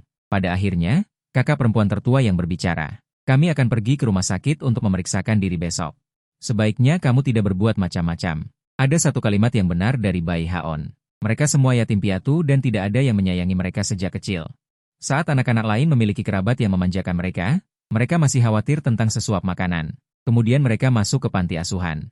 Mereka berusaha keras untuk bersosialisasi dan melakukan banyak pekerjaan untuk menyenangkan kepala panti. Dengan begitu mereka bisa mendapatkan lebih banyak permen. Mereka juga akan dengan hati-hati berteman dengan anak-anak di sekitar mereka. Tetapi kemudian teman-teman mereka satu persatu diambil, dan orang-orang di sekitar mereka berganti lagi dan lagi. Jauh di lubuk hati mereka semua kesepian. Jika mereka benar-benar hamil, mereka akan menyimpan anak itu. Tidak peduli anak siapa, mereka adalah keluarga mereka. Bai Haon mengatakan begitu banyak, hanya menunggu mereka membawanya ke rumah sakit. Jangan berurusan dengan keempat mata mereka yang melihat. Dia tidak punya kesempatan untuk melarikan diri. Setelah sampai di rumah sakit, ada banyak orang dan mata yang kompleks. Dengan begitu, dia punya banyak kesempatan untuk melarikan diri. Malam ini, keempatnya tidak menyiksa Bai Haon. Ini adalah pertama kalinya dalam 3 bulan. Dia bisa tidur di malam hari. Tapi tidur ini tidak nyenyak. Dia akan bermimpi terus-menerus. Mimpinya penuh dengan siksaan dari mereka berempat. Akhir-akhir ini, dia merasa seperti hidup di neraka. Tubuh dan jiwanya menderita. Dia bangun sebelum fajar. Dia benar-benar tidak bisa tidur. Penuh harapan untuk bisa melarikan diri dari sangkar ini. Keesokan harinya, keempatnya membatalkan pekerjaan mereka dan membawa Bai Haon untuk melakukan pemeriksaan bersama. Kemanapun mereka pergi, keempatnya mengawasinya dengan ketat. Awalnya Bai Haon berpikir bahwa ketika mereka berempat melakukan pemeriksaan, dia bisa menghindari mereka dan menemukan kesempatan untuk melarikan diri. Namun, saudari kedua menggunakan identitasnya sebagai dokter. Dia melakukan semua pemeriksaan bersamanya. Tidak memberinya ruang untuk melarikan diri sama sekali. Mata Bai Haon yang awalnya bersinar meredup lagi. Mungkinkah dia benar-benar akan seperti ini seumur hidup? Di penjara seperti ini dan menjadi mainan bagi beberapa orang? Apa bedanya dengan dijual kepada janda tua di pegunungan? Keputusasaan kembali mewarnai matanya. Pada saat yang sama, di villa terpencil. Aku bangun setelah tidur siang secara alami. Guyansi berdiri di kepala tempat tidur dan mencium dahiku. Lapar ya? Kita makan sesuatu bersama dulu, baru pergi ke rumah sakit. Aku bertanya kepada dokter, jika hanya memeriksa apakah hamil, tidak perlu perut kosong. Aku melingkarkan lenganku di lehernya. Aku berseru dan buru-buru memegang erat bahunya. Kami baru saja keluar dan bertemu dengan kakek Chen Liang yang kembali. Suara kakek datang dari sampingku. Sinian, kamu sudah dewasa. Di rumah pun masih lengket dengan istrimu. Benar-benar tidak pantas. Cepat lepaskan. Aku merasa sedikit malu mendengar perkataan kakek. Aku meronta dan ingin melepaskan diri. Namun, Guyansi memelukku lebih erat. Dia berkata dengan sungguh-sungguh, "Kakek, bukankah Anda setuju saya mengejar Sinian waktu itu? Bukankah karena Anda merasa setelah menikah, saya bisa melindunginya? Sekarang dia baru bangun dan belum sadar. Sudah seharusnya saya membantunya." Tanganku diam-diam mencubit punggungnya. Tapi dia malah semakin bersemangat. "Kakek, apakah Anda sudah sarapan? Mau sarapan bersama kami?" Kakek melambaikan tangannya dan menyuruh kami turun. Aku ditarik oleh Guyansi menuruni tangga. Aku tidak bisa menahan diri untuk tidak menyalahkannya, tetapi suaraku membawa sedikit rasa sayang. Lain kali jangan seperti ini di depan kakek. Guyansi berkata dengan lembut di telinganya, "Tidak apa-apa. Tidakkah kamu melihat wajah kakek penuh dengan senyum puas?" Keduanya selesai sarapan baru berangkat dari rumah ke rumah sakit. Guyansi berencana pergi ke jalur khusus. Aku menghentikannya. Kita juga tidak terburu-buru. Lebih baik mengantri di bagian umum. Tidak perlu diatur secara khusus. Dia mengangguk. "Oke, suami sayang." Setelah kami mendaftar, kami langsung pergi mengantre di bagian kandungan, tapi tak disangka akan bertemu dengan keempat saudari Fu dan Bai Haon di sini. Kakak tertua, Fu Qingyu, duduk di bangku panjang dengan ekspresi serius. Beberapa orang lainnya mengelilingi Bai Haon. Posisi kakak kedua tepat menghadap pintu lorong. Saat aku masuk, kakak kedua melihatku. Seruan kakak kedua, Sinian, menarik perhatian semua orang padaku. Kakak tertua, Fu Qingyu, bahkan berdiri. Keempat orang itu menatapku dengan tatapan yang rumit. Ada kejutan, harapan, serta kecemasan dan kebingungan. Fu Yurosu menghampiriku, tetapi dihalangi oleh Guyansi saat berjarak 3 langkah dariku. Dia seolah tidak melihat wajah muram Guyansi. Dia langsung menatapku di belakang Guyansi, mengubah sikapnya dari sebelumnya. Nada bicaranya penuh kelembutan dan kekecewaan. "Sinian, kemana saja kau selama 3 bulan ini?" Apa kau tahu kami sudah lama mencarimu? Kakak kedua juga menghampiriku. Xinian, jangan marah lagi. Kami semua merindukanmu. Pulanglah bersama kakak kedua, oke? Sementara Fu Yuro langsung ingin menarikku, tetapi ditepis oleh Guyanxi. Sejak dia terkenal, dia belum pernah diperlakukan seperti ini. Dia merasa sedikit malu. Dia dengan impulsif ingin berbicara. Guyanxi, hak apa yang kau miliki untuk menghalangiku? Persahabatan kami dengan Xinian selama bertahun-tahun tidak bisa dibandingkan dengan orang luar sepertimu. Mata Guyanxi yang semula dingin menjadi semakin dingin. Pertama, aku bukan orang luar. Aku adalah istri sah Xinian. Kedua, kalian masih terlibat dengan Bai Haon. Dari mana kalian mendapatkan keberanian untuk mempertanyakanku? Setelah selesai berbicara, Guyanxi mengelap jarinya, seolah jijik tangannya telah menyentuh Fu Yuro. Ketiga orang itu ragu saat mendengar nama Bai Haon. Kami hanya membawa Bai Haon untuk berobat bersama. Tidak ada hubungan lain. Guyanxi melirik mereka dengan dingin. Dia mengeluarkan suara mengejek. Berobat ke bagian kandungan? Apakah untuk pemeriksaan kehamilan? Niat tersembunyi beberapa orang itu langsung dibongkar oleh Guyanxi. Api semangat mereka tanpa sadar padam. Aku dengan tenang berdiri di belakang Guyanxi. Saat melihat Bai Haon lagi, aku juga mengerutkan kening. Hanya dalam waktu 3 bulan, dia sangat menderita. Kesan yang dia berikan hanyalah 2 kata. Putus asa. Aku sangat tahu kondisi Bai Haon ini. Di kehidupan sebelumnya, saat aku dikurung dan disiksa oleh keempat saudari Fu, aku juga dalam kondisi seperti ini. Orang-orang di depanku ini masih dengan lantang mengatakan merindukanku, mengatakan tentang perasaan di antara kita. Apakah mereka ingin membawaku kembali untuk menjadi mainan mereka? Memikirkan hal ini membuatku merasa mual. Aku berpegangan pada dinding dan muntah di dekat tempat sampah. Guyanxi langsung menepuk punggungku dengan khawatir. Dia bertanya dengan suara pelan, "Kenapa? Apakah kau tidak enak badan?" Keempat saudari Fu juga segera menghampiriku. Kakak kedua mengerutkan kening melihat kondisiku. Xinian, ada apa denganmu? Saat perhatian keempat orang itu tertuju padaku. Bai Haon diam-diam menyelinap pergi dari rumah sakit. Setelah muntah beberapa saat, aku baru merasa baikan. Aku menatap orang-orang di depanku dengan dingin. Kenapa aku? Apa urusan kalian? Kalian datang ke sini? Pasti ada yang mengandung anak Bai Haon. Entah siapa di antara kalian yang berencana menikah dengannya. Saat Xinian mendengar ini, wajahnya berubah. Fu Yuro menatapku dengan penuh kasih sayang dan berkata, "Xinian, dari awal hingga akhir, di hati kami hanya ada kamu. Tidak akan menikah dengan Bai Haon. Dan kami membawanya ke sini bukan untuk pemeriksaan kehamilan." Begitu kata-kata itu selesai diucapkan, suara perawat terdengar, laporan pemeriksaan istri Bai Haon sudah keluar. Saat ini hamil 8 minggu.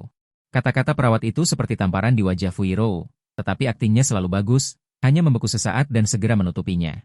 Beberapa hari ini kami sibuk mencarimu, tidak memperhatikan apakah dia punya pacar atau tidak. Saat mengatakan ini, dia menoleh. Ingin mengisyaratkan Bai Haon untuk bekerja sama dengannya. Tetapi ketika dia melihat dengan seksama, suara Bai Haon sudah menghilang. Di mana Bai Haon? Xinian, kami merawat Bai Haon karena dia sebatang kara di Haicheng. Aku langsung marah dan berkata, "Cukup, kalian berempat tidak perlu menjelaskan ini padaku.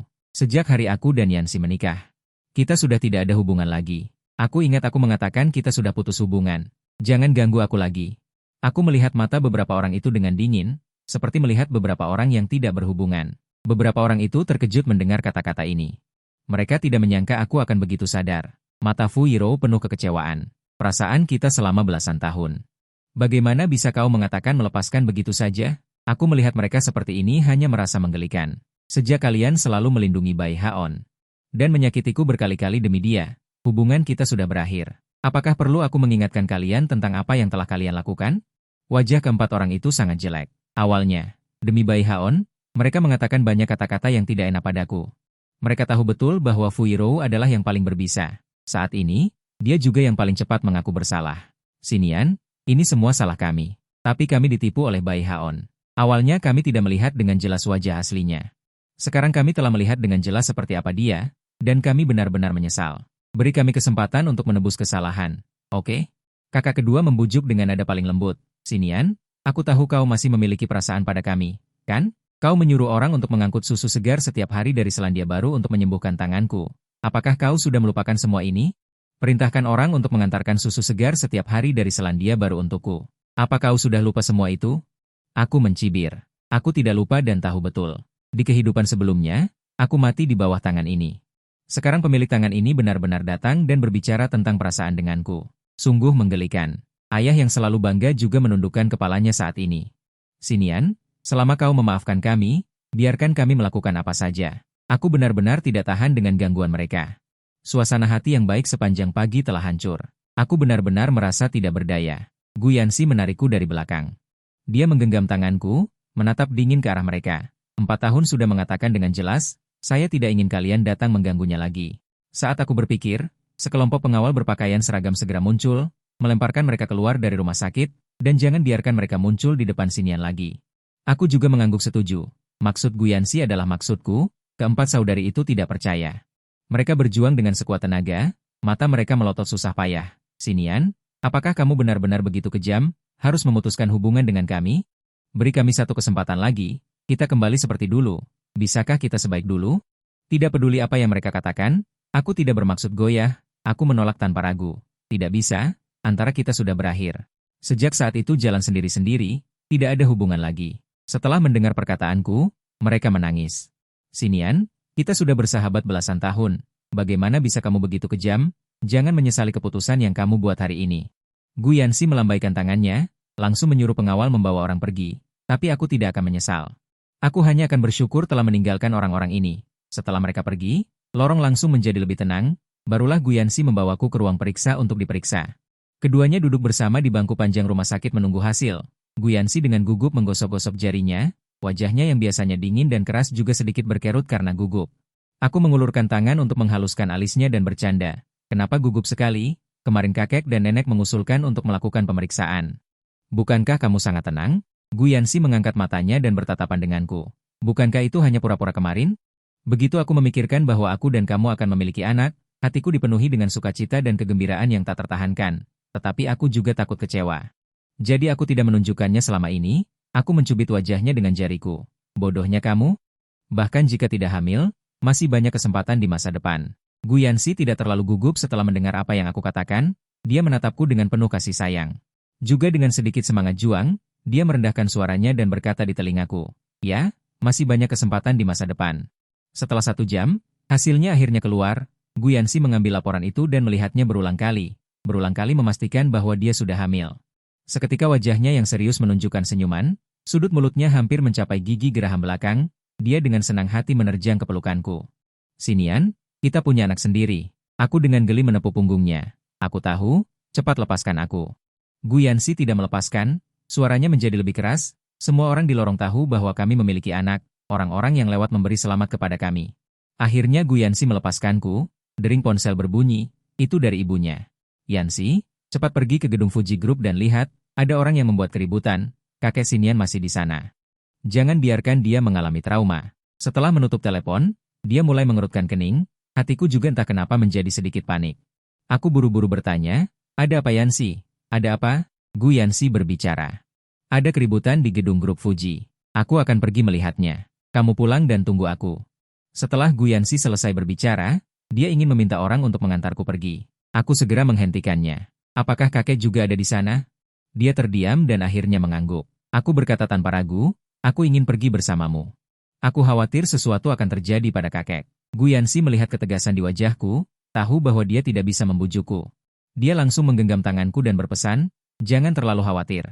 Kalau ada apa-apa, aku yang akan mengurusnya. Kamu harus melindungi dirimu sendiri, oke? Aku mengangguk setuju. Jangan khawatir, aku pasti akan melindungimu.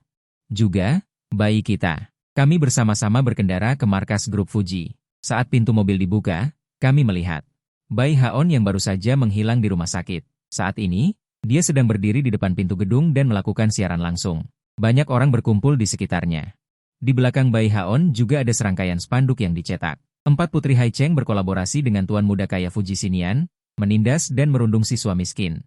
Bai Haon menangis terseduh-seduh di depan kamera. Terus-menerus menuduh kejahatan kami berlima. Berulang kali mengatakan bahwa Fuji Xinian dengan baik hati membantuku secara finansial. Sebenarnya hanya ingin menipuku kembali dan menjadikanku mainan keempat kakaknya. 4 putri Hai Cheng sebenarnya adalah istri yang dipilihkan kakeknya untuknya dari panti asuhan. Singkatnya, istri dari kecil. Kehidupan pribadi mereka sangat kacau dan ingin menyeretku sebagai kambing hitam. Aku, seorang siswa miskin, akhirnya berhasil keluar dari gunung. Namun, dia menipuku masuk ke villa atas nama bantuan keuangan dan disiksa oleh keempat kakaknya bersama-sama. Sambil berkata, dia memperlihatkan luka di tubuhnya ke kamera. Sambil terisak dan menangis, dia berkata bahwa luka-luka ini disebabkan oleh kebiasaan aneh keempat putri. Mereka tidak berani menyakiti Fuji Xinian. Jadi, semua dilampiaskan padaku. Aku menyaksikan adegan ini dengan dingin. Orang-orang yang tidak tahu apa-apa dan warganet di ruang siaran langsung mulai mencela aku dan 4 putri Hai Cheng. Aku mendengar kata-kata Bai Haon yang memutarbalikkan fakta, dengan marah mengepalkan tinjuku. Guyansi dengan cemas merangkul pundakku. Serahkan semuanya padaku untuk diurus. Dia menenangkanku. Baru saja bersiap untuk mencari Bai Haon, dia sudah bertindak duluan. Semuanya, lihat cepat. Orang di sana adalah Fuji Xinian. Dia adalah penjahat yang sangat jahat. Dalam sekejap, semua orang melihat ke arah kami. Bahkan ada yang ingin menerobos dan menangkapku. Orang itu ditendang oleh Guyansi. Wajahnya yang tanpa amarah pun sudah menakutkan. Apalagi sekarang, menjadi sangat gelap. Aku lihat siapa yang berani. Kakek juga keluar dari gedung. Membawa sebaris penjaga keamanan untuk mengelilingiku. Bai Haon menunjuk ke kakek. Kalian lihat. Ini adalah orang terkaya di Hai Cheng. Dia juga bukan orang baik. Dialah yang mengatur 4 tunangan untuk Fuji Xinian. Kalian katakan, seberapa khawatirnya dia bahwa keinginan cucunya tidak terpenuhi? Aku tidak tahan lagi dan berteriak pada Bai Haon. Bai Haon, cukup, kau boleh bicara tentangku, tapi kakekku adalah batasnya. Bai Haon tertawa terbahak-bahak. Kenapa Tuan Muda Fu jadi cemas? Kalau kakek merasa begitu banyak wanita tidak bisa memuaskan cucunya. Kenapa tidak turun tangan sendiri saja? Begitu Bai Haon mengatakan itu, kakek langsung memegangi dadanya. Aku berseru, perasaan tidak enak dalam hatiku mencapai puncaknya. Di kehidupan sebelumnya, kakek meninggal karena serangan jantung mendadak. Aku tidak lagi mempedulikan apa yang dikatakan Bai Haon. Melainkan langsung menyuruh orang mengirim kakek ke rumah sakit. Baru setelah kakek dipastikan aman, hatiku tenang. Berdasarkan pengalamanku sebelumnya. Penyakit jantung kakek di kehidupan sebelumnya pasti juga ada hubungannya dengan Bai Haon. Kali ini aku tidak akan melepaskan Bai Haon. Aku langsung masuk ke akun Weiboku. Setiap bukti dukungan dana untuk Bai Haon aku cantumkan dengan jelas. Tak lama kemudian aku menerima pesan dari Bai Haon. Fu Xinian, jangan kira kau bisa membersihkan dirimu dengan cara ini. Aku akan membuat kalian semua hancur dan tercemar. Tidak ada yang bisa hidup dengan baik. Melihat netizen di bawah Weibo juga mempertanyakan, aku justru tidak khawatir. Keempat suster Yang dan Bai Haon tidak tahu bahwa di hari pertama kelahiran kembali, aku memasang CCTV tersembunyi di villa. Saat itu aku berpikir untuk membuktikan bahwa aku tidak bersalah, tapi kemudian aku terlalu kecewa. CCTV itu sama sekali tidak terpakai, tapi sekarang bisa digunakan. Aku memasukkan video Bai Haon menjebakku di rumah, dan video dia, setelah aku pergi, menghasut keempat suster yang di villa seperti sedang memesan MQ. Semua aku gabungkan dan unggah di Weibo. Seketika, pencarian terpopuler meledak. Semua netizen berbalik arah. Ya ampun, ini terlalu menggemparkan. Benar-benar, mencari palu. Dapat palu, mencari masalah, dapat masalah. Benar-benar versi nyata dari petani dan ular. Terakhir, aku melaporkan ke polisi. Bai Haon dihukum karena pencemaran nama baik. Keempat suster yang lainnya dihukum karena perbuatan melawan hukum. Hal yang tidak bisa aku selesaikan di kehidupan sebelumnya akhirnya selesai. Semua orang jahat dihukum. Di kehidupan ini, kakek sehat dan panjang umur. Dan Guyansi ada di sisiku. Aku sangat bahagia.